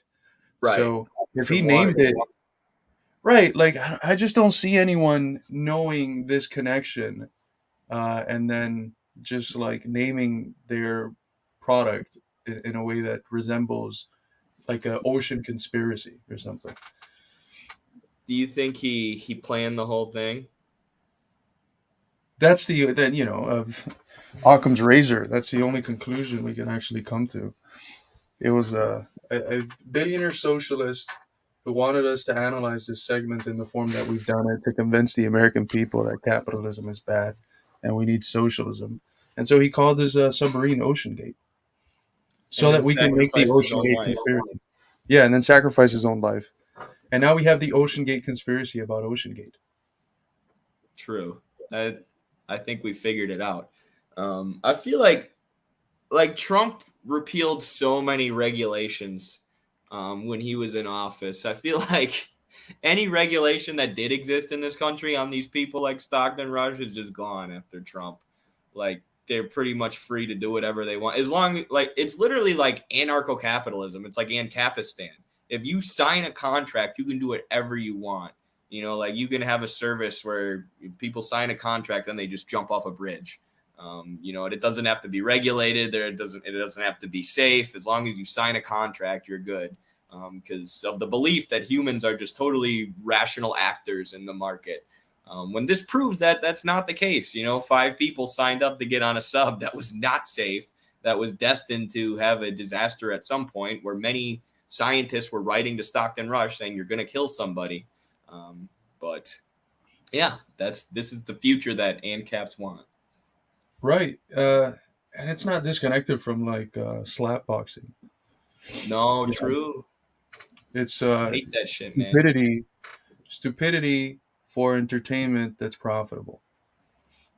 You know, and that's that puts people's lives at risk for the sake of entertainment and profit. And you got people who need money signing up to do the slap fighting for $2,000. $2,000 is what people are being offered to be KO'd with someone's like palm, which hurts just as bad as a freaking fist, and they're defenseless. It's like, well, they signed up for it. Like, well, did they? They don't have their needs taken care of. They don't have housing. They don't have food. They don't have water. And this way to get those things is, you know, getting slapped in the face, getting a concussion. And they're not even going to pay for your health care once you leave. So, yeah, it's a sick society. Right, because you can get brain damage from it. And unless you have really good insurance, I don't think that the $2,000 is gonna come even close to covering treatment for the brain damage. But not even close. CTE is a silent killer of combat sports athletes and the NFL especially. I mean, the NFL is ridiculous how much head trauma they take, but it leads you to have a mental breakdown, basically become a different person, fall into depression, isolate yourself from all your family and friends, and become suicidal. It's one of the most horrible ways to die, and it's horrific that it's happened to so many athletes, including famous, good athletes like Vincent Jackson of the San Diego Chargers, and Junior Seau, famous Patriots linebacker, who took their own lives because of CTE after falling into alcoholism. So, yeah, that's the future for these slap fighters, but they'll have even less money and even less support than a lot of these NFL players because Dana White is a piece of human garbage who only cares about his own profit. yes. What segment would you like to cover next? I have the segment on Cuba prepared, but we also have a reaction video of the Glenn Greenwald and RFK interview about Palestine. I gotta run to the bathroom quick. You want to pull up the Cuba segment and get that started? Yeah, And I'll yeah, I got you. hop back in. I think that'd be a Okay. good one next. BRB, everyone. Okay. So New York City Council has passed a resolution calling for an end to the U.S. blockade on Cuba. City Councilor Charles Barron introduced the resolution calling for an end to the U.S. blockade against Cuba. The New York City Council passed a resolution on June 22nd calling for an end to the U.S. political and economic blockade on Cuba. The resolution, which passed with a majority vote in the 25-member City Council, represents a decisive step in the initiative to end the U.S.-led blockade and remove Cuba from the state sponsor of terrorism list, a designation that has been shown to be unfounded and cruel since its inception in 1982. And just to remind everyone, for the last more than 30 years, there's been a vote in the United Nations General Assembly on the U.S.'s blockade on Cuba, and basically the whole world, with the exception of the U.S. and often Israel, votes in favor of lifting that blockade. From Washington, D.C. to Chicago, Illinois, other resolutions have been passed throughout the country, representing the next step towards ending the 63-year-old sanction policy against Cuba. Let's go to the next slide. The New York City resolution titled Res. Number 0285A, calling upon the United States Congress and President to end the Cuban embargo and Cuban travel ban and to remove Cuba from the state sponsor of terrorism list due to the unjust harm it causes the Cuban people, was originally introduced by City Council member Charles Barron. The travel ban stuff is really important because one of the central industries that has developed in Cuba has been the tourism industry. And when Obama, during the process of the Cuban thaw, he partially lifted some sanctions and didn't fully remove the blockade, but eased it. Cuba was thriving. It had one of the highest GDPs in the region, and its GDP growth, unlike is the case in the U.S., was something that was felt across the whole population. So the Cuban people were doing, tremendously better. There was co-ops developing, and various small private petty bourgeois businesses, and it was thriving across the board. And it was good for the American people as well, because as will be mentioned pretty soon in the slides, there's Cuban medicines that are tied to diabetes, that are tied to cancer, that are tied to HIV and HIV prevention from the transmission from mother to child, that became for the first time accessible to the American people. And as I show in an article that I wrote earlier this year for Science for the People magazine, that's on the effects that the U.S. blockade has on Cuban healthcare and on Americans' health care.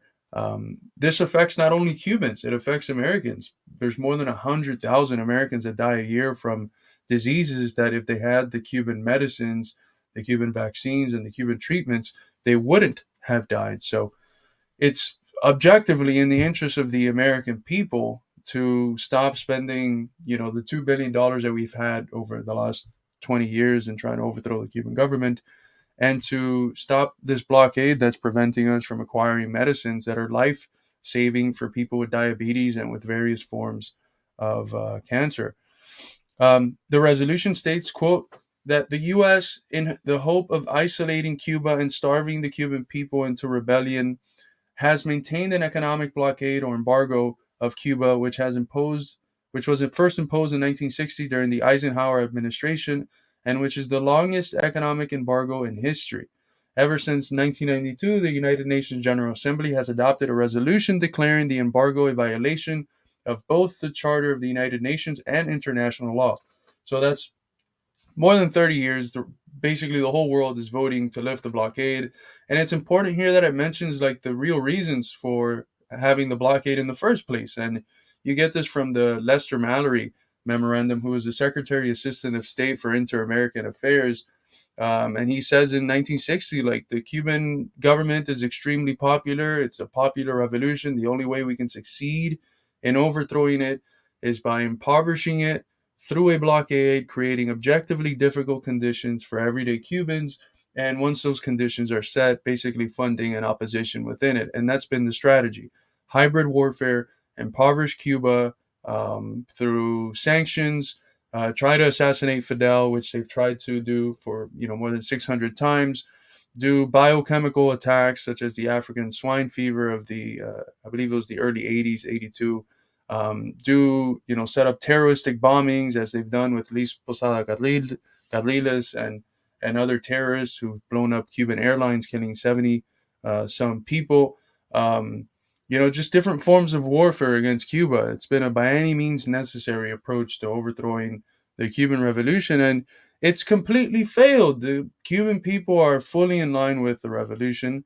They're not super happy about the fact that they have a imperialist blockade-induced poverty, but they're riding with the revolution through and through, and they'd rather give their life than lose their sovereignty, their revolution, and their socialism. And at this point, the ends, the telos, the goal of the blockade is not going to be realized, which is overthrowing the Cuban government. That's not going to happen. All it's doing is causing tremendous unnecessary suffering for both the Cuban people and the American people. And if you want to learn more about this, we have a lecture that I did for the People's School for Marxist-Leninist Studies that we reposted. You should be able to find it on YouTube as Midwestern Marxism, the 26th of July, because it was done on the 26th of July. And I've also written a few things on this topic. But Eddie, I see you're back. Is there anything that you'd like to comment? Yeah, I think you make a really good point that the American people are suffering from this. Like Cuba, partially because of the blockade and intellectual property laws enforced by the World Trade Organization and the Western financial system, has forced Cuba to do things like develop their own COVID vaccine or develop their own lung cancer vaccine. They have a lung cancer vaccine.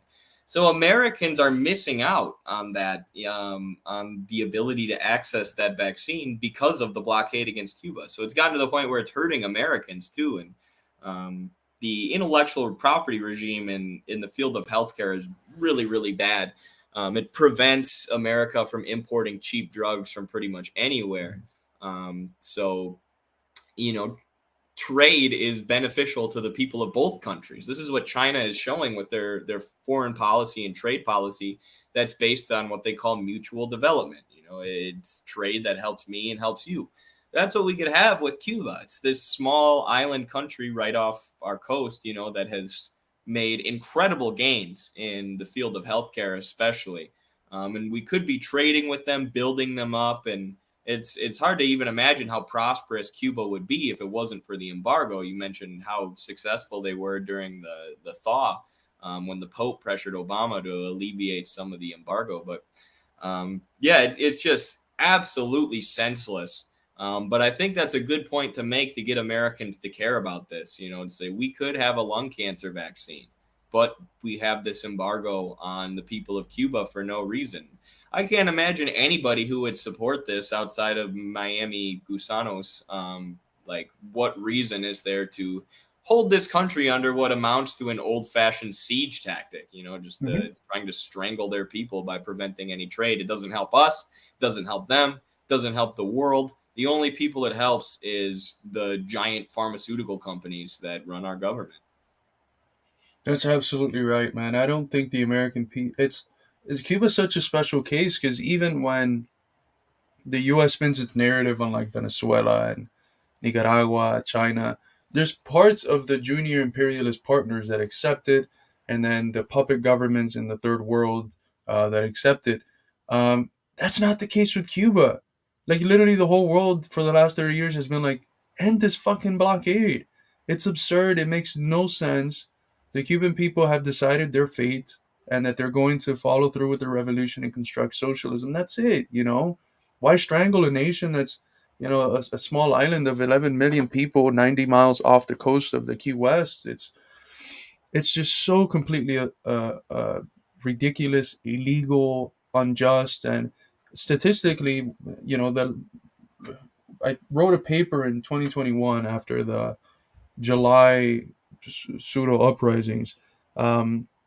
And at that time, the statistic that was going around was that the monetary cost of the blockade on the Cuban government has been $1.3 trillion, which when you're a small island, um, that is a whole lot of money, a whole lot of resources that could have been bought, development that could have been had, that could have led to more development and more production and higher living standards. And the paradox is that the Cuban people, not only can they get an education that's better than the one in the U.S. in the sense that they don't have to be considering debt and going into debt slavery for the rest of their life for getting an education. Not only do they have free healthcare, which we don't have, and they have medicines that we don't have because medical development over there is grounded on meeting people's needs and not acquiring profits. So they develop in areas that are necessary and understudied or where there haven't been that many developments in, such as diabetes, cancer, HIV, etc. But it's also the case that their people are literally living longer than we are. The life expectancy of Cubans is, last time I checked, a couple years more than Americans. So we're strangling this country, and then our people are living less long than their people, which, in my case, I'm in both of the peoples. I'm Cuban American, but yes, one important aspect of Resolution 0258A is the intention to bridge the gap between people and institutions of both countries, resulting in an exchange of essential supplies, knowledge, cultural ideas, and leading to joint cooperation. The resolution states, quote, ending both the Cuban embargo and the travel ban would be of great benefit to the U.S. and Cuba, particularly in the areas of medical and biotechnological research, economic opportunities, education, healthcare, the arts, music, sports, and tourism. New York City would greatly benefit from the restoration of trade with Cuba, both through the exportation of products and services to this neighboring country of over 11 million people, and through the importation of Cuban products useful to New York City, such as life-saving medicines and vaccines. What's interesting is that during that thought process, those Cuban vaccines, I believe CIMAVAX was one of the main ones that's related to cancer treatment. They had trials in New York City. So for New Yorkers who have these health issues that Cuban medical developments could help with, there was a period of time where they were able to have them, and so that bringing back of the blockade full throttle that Trump brought about and that Biden sustained and proliferated in some ways, it has been felt by New Yorkers, especially the ones that were able to have some of these life-saving or life-improving treatments that now they don't have because of the blockade. Absolutely. That's been even mainstream media. Like there's a USA Today article titled "Cuba has a lung cancer vaccine. Many U.S. patients can't get it without breaking the law."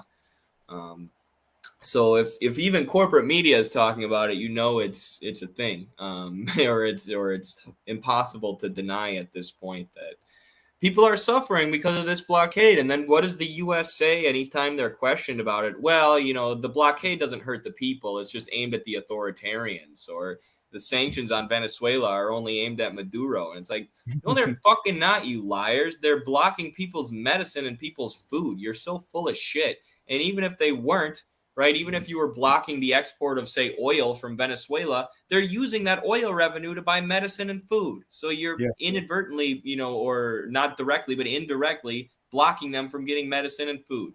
Then, the U.S. and Israel, the only people who tend to vote for these things over and over again or support these things, say we're combating authoritarianism. We're only targeting corrupt political officials. No, you're not. You're targeting the people, trying to starve them so they overthrow, while dosing them with millions of dollars of propaganda to try and get them to overthrow their own government. And you're still unsuccessful. They still side with their own government. Your stupid fucking embargo isn't working, you murderers. Stop doing it. It's insane. Beautifully said. Yeah, it's so ridiculous, and that's so important that you point out the ways in which it affects these basic needs indirectly, because they'll turn around and say, yeah, but we're not sanctioning this directly. It's like, yeah, asshole, but in order for Cubans to buy this directly, they need to do this, and you're sanctioning this. So yeah, that's very well said. Okay, the next slide. The people of the United States can benefit from Cuban medical research in the area of lung cancer and diabetes research. I would also add HIV medical treatments.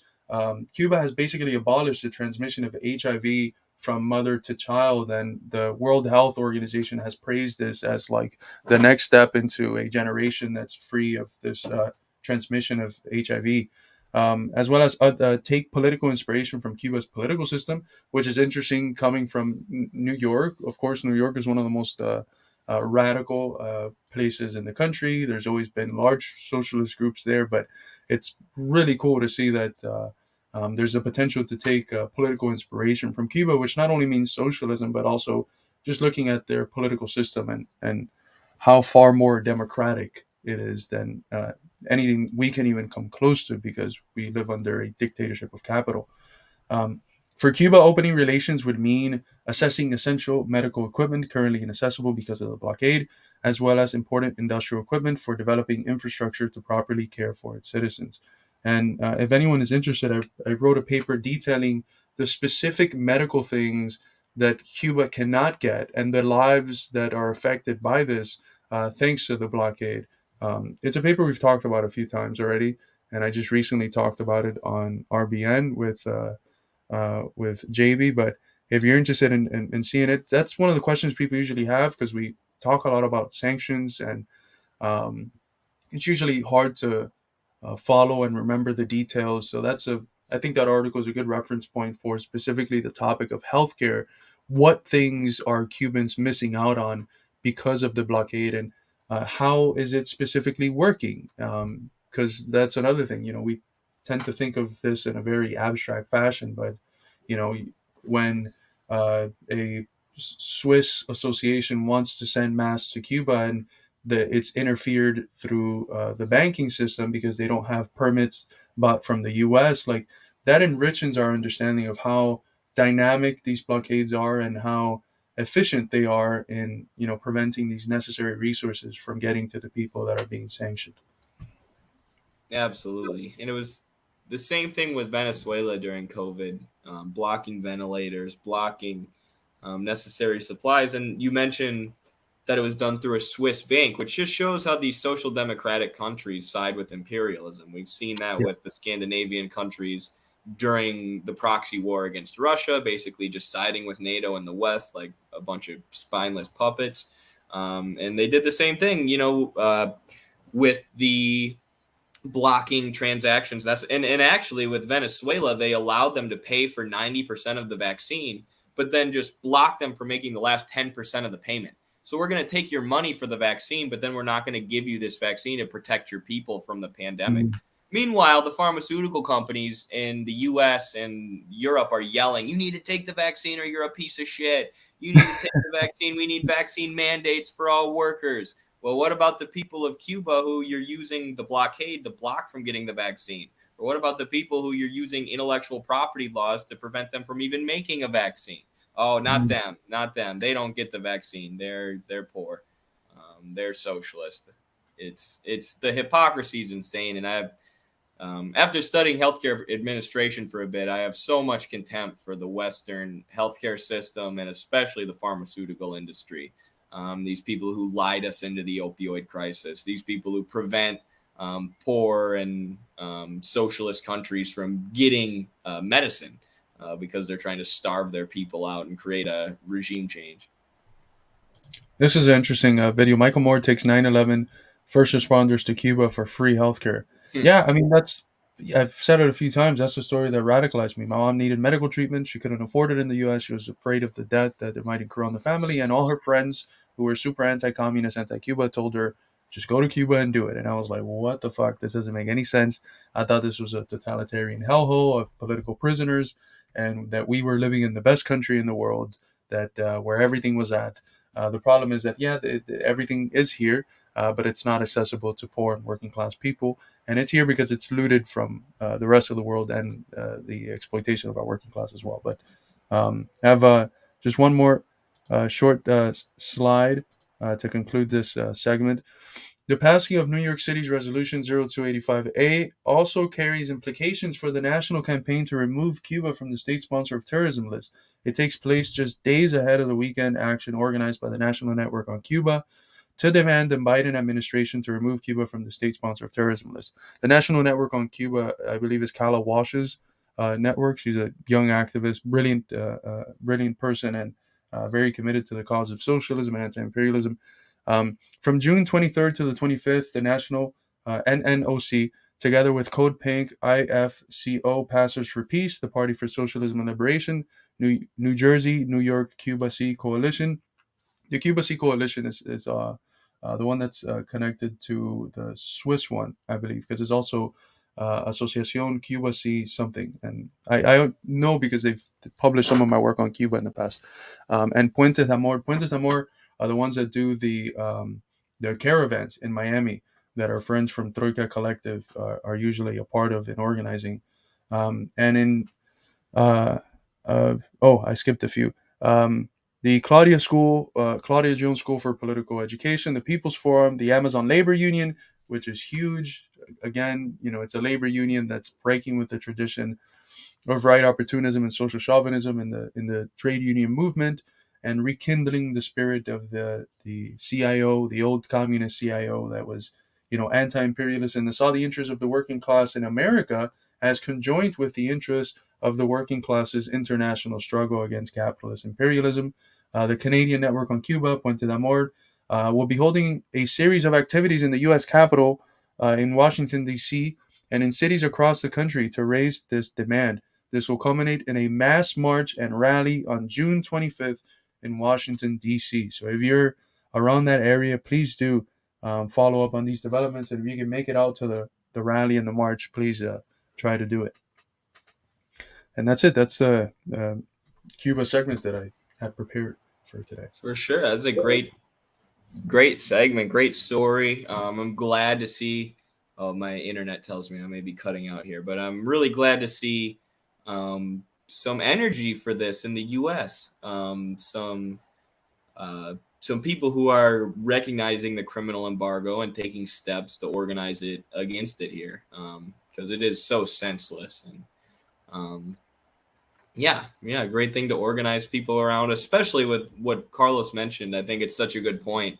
That the American people are being hurt by the lack of access to Cuban healthcare and Cuban healthcare commodities. And that Michael Moore video sounds interesting. I haven't seen that, but I'll have to check it out. Michael, this is a side note, of course, but Michael Moore does some good work. I don't know what he calls himself politically, but I remember with the event that radicalized me, the teacher strikes in Wisconsin, Michael Moore was there filming it, helping the teachers, helping the protesters, and being really critical of the Fox News coverage of the event that was scapegoating the teachers, calling them lazy, calling them selfish, calling them freeloaders. And Michael Moore was helping to deconstruct that and show the perspective of the teachers who were protesting. So interesting that he did that on Cuba, and I'll have to check that out. That's neither here nor there, but made me think about Michael Moore a little bit. Yeah, we shouldn't treat him with the purity fetish. He's got some good work he's done. He also has some other work where he's very much in line with liberal Trump and Putin derangement syndrome. But where he's good, he's good. For sure. Domestic issues especially. All right. You want to tackle our last segment here for today? The RFK Glenn Greenwald stuff? Yeah, let's do it. Our position on RFK has been one of tentative support. Obviously, Cornel West is our number one. Cornel West is who we think you should support, who you should vote for, who you should tell your friends, family, and coworkers to vote for. But the difference is that Cornel West is running third party and RFK is running within the Democratic primary. So if RFK can weaken Biden, can show people where Biden is corrupt, can show people where Biden is an imperialist, I think that's a good thing. So like going into the general when Cornel West is going to face off with Biden is weakened. And RFK is galvanizing a lot of support. He is mobilizing a lot of support, especially after his appearance on Joe Rogan. He got into it with that sort of stooge for the pharmaceutical industry, Peter Hotez. That's generated a lot of attention, but his takes on Palestine have been nothing short of atrocious, have been nothing short of simping for Zionists and Zionism, and even condemning the great Roger Waters, which I thought was particularly disgusting. So I guess it's particularly disgusting to support Zionism in general because it's massacre and apartheid. So we'd like to critique RFK in his support of Zionism, while still saying, of course, he's a better candidate than Biden. And if you're just dead set on being registered as a Democrat and not voting for Cornel West, I would urge you to vote for RFK in the primary. Yeah, it's definitely an improvement to the neocon, fascistic, hyper-imperialist regime of Biden and what the Republicans are offering as well. But still very, very far from perfect. Still aligned in many ways with the dominant order, in some other ways not. But if we had to choose in the Democratic primary, I think it's clear that to use the lesser of evils logic, that RFK is definitely the best option. But thankfully, we don't have to choose between those two options, and we have Dr. West, who's a Christian socialist, Christian revolutionary Christian, who's also imperfect in many areas, but whose positives outweigh by a lot his negatives, and who we are excited to be supporting. And hopefully in those negative areas that we have to be somewhat critical of, hopefully there's potential to change his mind, especially after our friends at the Revolutionary Blackout Network have been able to get very close to his campaign and to him. For sure. So you want to pull up this video that RFK did with Greenwald, or you want me to pull it up? Yeah, you pull it up, because I don't have it unless you sent it in the chat. Gotcha. I did, but I don't have my second monitor for today, but it's all right. I got it up if you want. Or you got it? All right. Yeah, why don't you do it, because it gets a little confusing for me without a second monitor.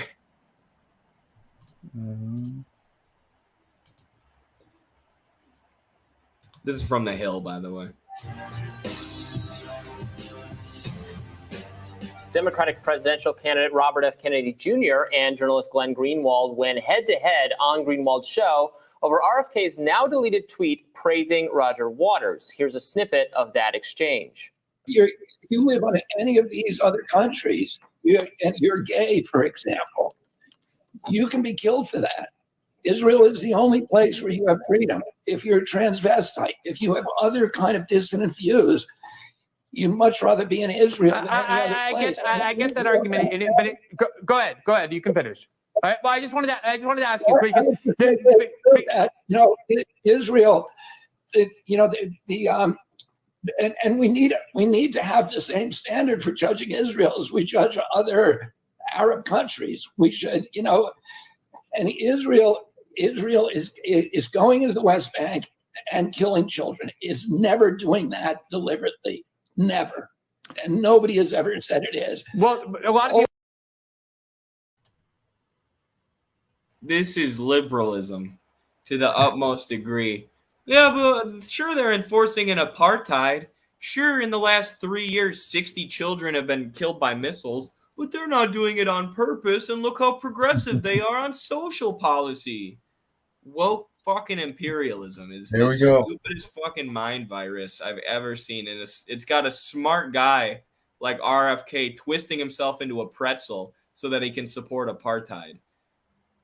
And it's such a spineless move, because it was very clear that his tweet in favor of Roger Waters was related to Roger Waters' attacks by the Zionist lobby for doing the regular show that he's been doing for 3-4 decades now, where he dresses up as a SS officer and performs this act in a similar way to Charlie Chaplin and The Dictator, where it's anti-fascism, an anti-fascist performance.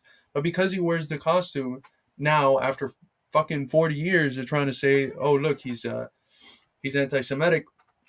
And also conjoined with the fact that he calls out Israeli apartheid and their genocidal treatment of the Palestinians and the occupation of the Palestinian land.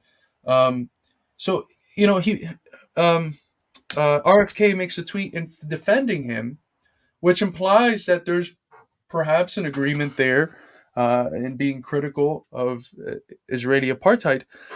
And then he gets shitted on by the Zionist lobby, removes the tweet, and goes on this parade with different Zionist leaders and goes on shows touting Zionist propaganda. And it's disgusting because, you know, there's this point that is somewhat central to Aristotelian virtue ethics. I've heard it repeated by Cornel West, which is that courage is the most important of all the virtues. You can have all the virtues, but when it's time to act in that manner, if you don't have the courage to do so, and you end up not doing it, it's almost as if you didn't have those other virtues. Because courage is the spine that allows the other virtues to come forth. And what is really worrisome is not just his positions on it, but it's the fact that if he changed his mind that quick through the attack of the Israel lobby, that shows that there's an absence of courage, that it's a problem of character. And if you can't trust a person's character because they fold like that when the pressure's on them, how can you trust what they're saying with these other areas? And that's what I think is really the most worrisome, besides the fact that he's, you know, doing apologetics for a Zionist, fascist, woke imperialist apartheid regime. It's also the fact that, you know, what does that signify for the other policies where, you know, he is substantially better than the other people in the Democratic and Republican party. Right, especially when it looks like he caved to the Zionist lobby or the Israeli lobby. Like, he came out in support of Roger Waters and then got all this criticism from Zionists, like, oh, never mind. And I mean, just to put into perspective how disgusting these lies are that he's telling here, in 2021, there were 60 Palestinian children killed by Israeli airstrikes in Gaza in 1 week. In 1 week. And 11 of those children were seeking trauma care in their homes from the last time they got bombed by Israel. But you want to sit here and say, well, they have better LGBTQ laws and they're not doing it on purpose. Like, if we took his advice here, he says we should judge Israel with the same standard that we judge all other Arab countries or countries in the Middle East or West Asia. Iran, I don't believe is an Arab country, but still, like, if we applied the same analysis or same lens to Israel that we do to Iran, we would be invading them, right? If Iran was doing the shit that Israel does, the U.S. would have started a war yesterday. The U.S. is constantly making stuff up about Iran, reading into what Iran's doing to accuse them of creating nuclear weapons, when we know Israel has a nuclear weapons program. It's one of the worst kept secrets in the world. They're enforcing an apartheid. They're committing a genocide against Arab children, right? If Iran was doing any of these things, we would have invaded them. But instead, we just choked them to death with sanctions and that kill 40,000 people a year. But this is just complete and utter nonsense from RFK. Just pure liberalism. And the closest thing you have is Saudi Arabia. And we don't treat it like that because it's been historically an American ally who is, you know, very profitable as an ally to the U.S. empire. But you know, it's But let me. A lot of people have said it. A lot of people have said it is. If you recall, RFK Jr. found himself in hot water after he first applauded the former Pink Floyd bassist for his stance on the coronavirus and his criticism of the war in Ukraine. But Rogers' pro-Palestinian position has not sat well with supporters of Israel, leading the candidate to walk back his praise. And of course, he didn't just walk back his praise. He described Roger Waters' performances, his statement, as anti-Semitic. He said that he applied a different standard to Israel as opposed to other countries in the Middle East. And this back and forth, which I strongly recommend people watch in full. It was a really great interview. Glenn asked some really excellent, fair, but tough questions. He really doubled down on that position, saying, as you heard in the clip, that Israel, that other Arab countries intentionally kill Israeli children, whereas Israel never does the same. We heard Glenn push back, saying many people say that that is not, in fact, the case. I think something like 50 Palestinian children have been killed in the course of this past year, including one just last week who was shot while in a car on a way to, I believe, a family event, shot next to. And the killing of journalists who are reporting on this, like Sharia Abu Akleh. Like, and there's no way that that killing was not intentional. Like, there's no way that that killing was not intentional, just like the other killings. You know, so it's despicable. And the fact that he's using wokeism to legitimize this, like, yeah, you know, gay people might be able to have a better life in Israel than they would in, you know, Saudi Arabia or something. It's like, really, that's your standard for, you know, if a genocidal regime is okay with LGBT rights, then, you know, whatever, you know, let's ignore all the other stuff and stop calling it out, or calling the people that call it out anti-Semitic. That's completely ridiculous and spineless in the context of his defense of Roger Waters, which now for some reason they're trying to reduce to just his support for his sharing of the position on the proxy war against Russia and the COVID stuff. But Roger Waters got under hot heat when he made that praise. And he was under hot heat because of the performance that he does with the SS uniform, and that the Israel lobby got mad at. So why would you, you know, the context of the praise was very clear to everyone that it was supporting Roger Waters in the middle of this horrific Zionist attack on him for a performance he's done for 40 years, and that's an anti-fascist performance that the Zionists are trying to categorize as anti-Semitic because of his positions on Israeli apartheid. So why is it now being retroactively reduced to being a praise of his positions on Ukraine and on COVID?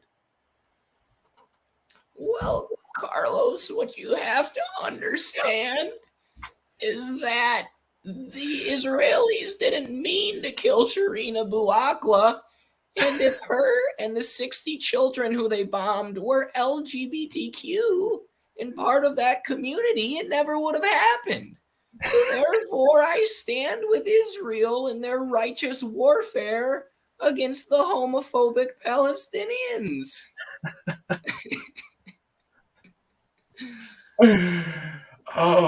And that's why wokeism as a way of looking at the world is fundamentally flawed, because you can't support the Palestinian struggle because they don't have the same enlightened social consciousness as you, and or because in some issues the Israelis have a more enlightened social consciousness. Like, you can't make that the essence of how it is that you're going to judge things, the primary marker of your purity fetish. Like, that should not be it. Like, you support the Palestinian struggles, stop. That's it. You know, you don't put any qualifications for supporting people that are fighting against their genocide, that are fighting against an apartheid state that has occupied their land for the last, you know, almost 70 years. So that's the logic of wokeism, and it's very sad to see RFK, who I didn't think was atone to that and to using it.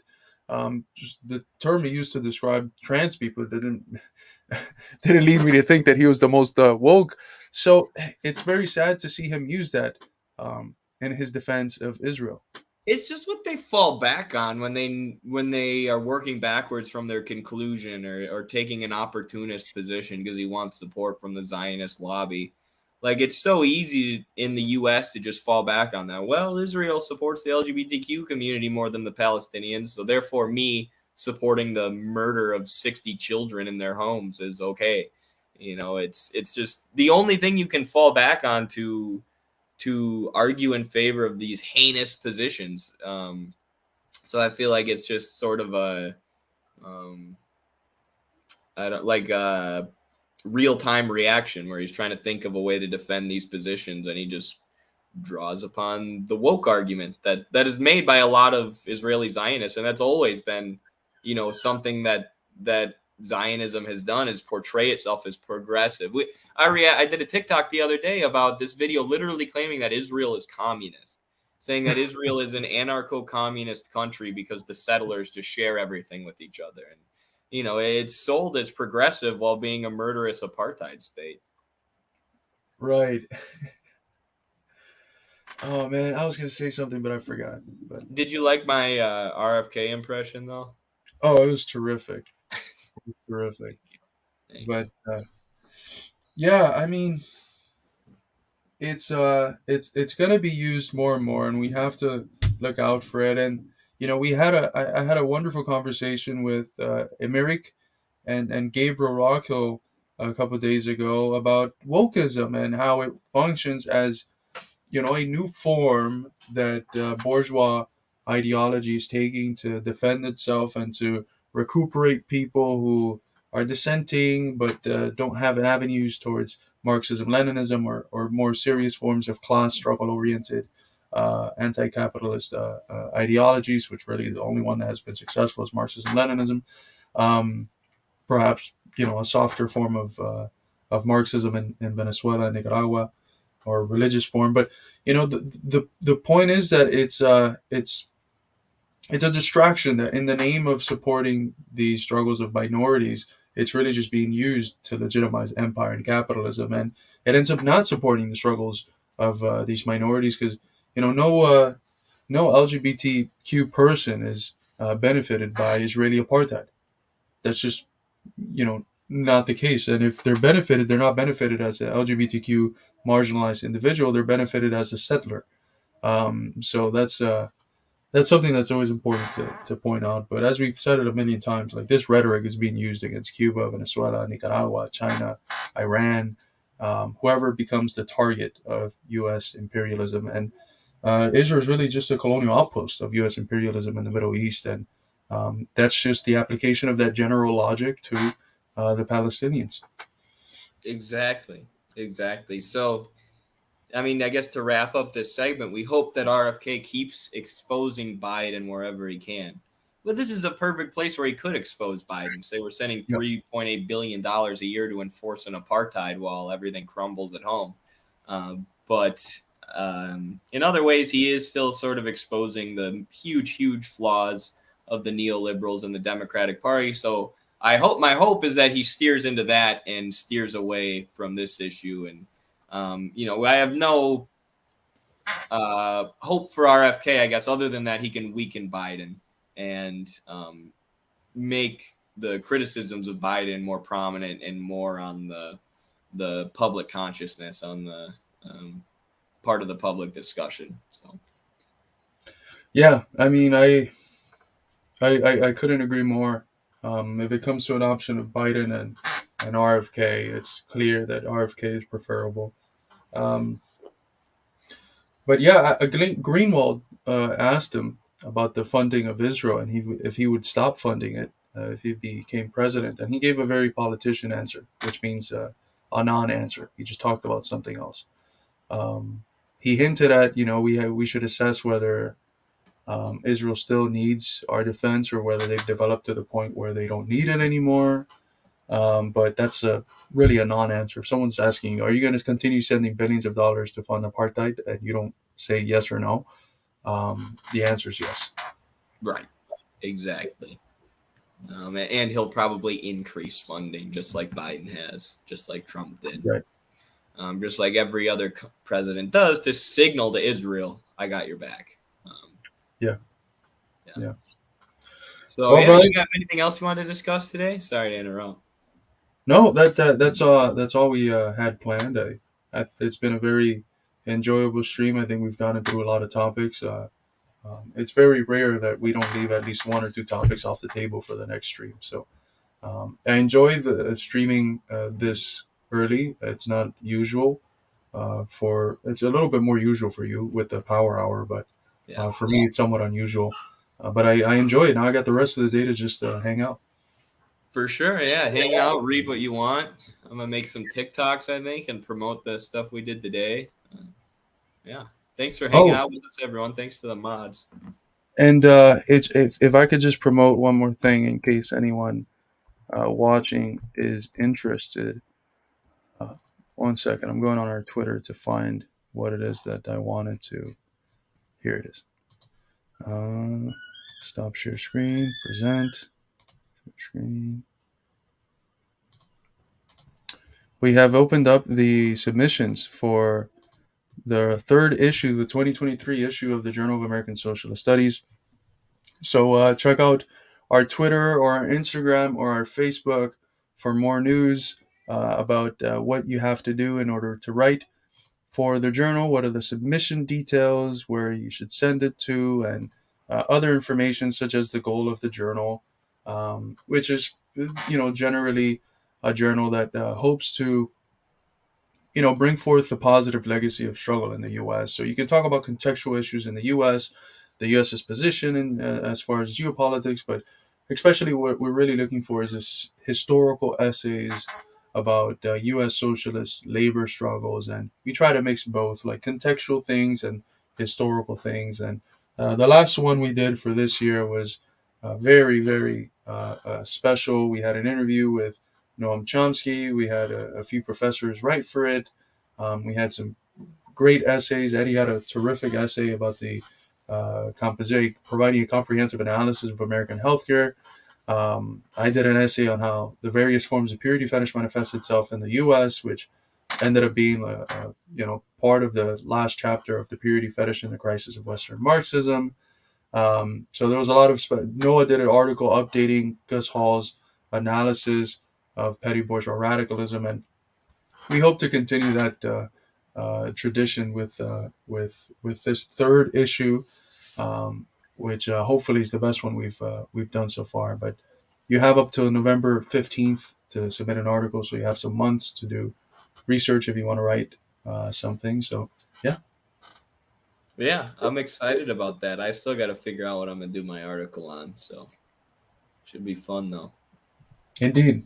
But well, great talking to you, brother, and we're gonna go out like we came in to the International.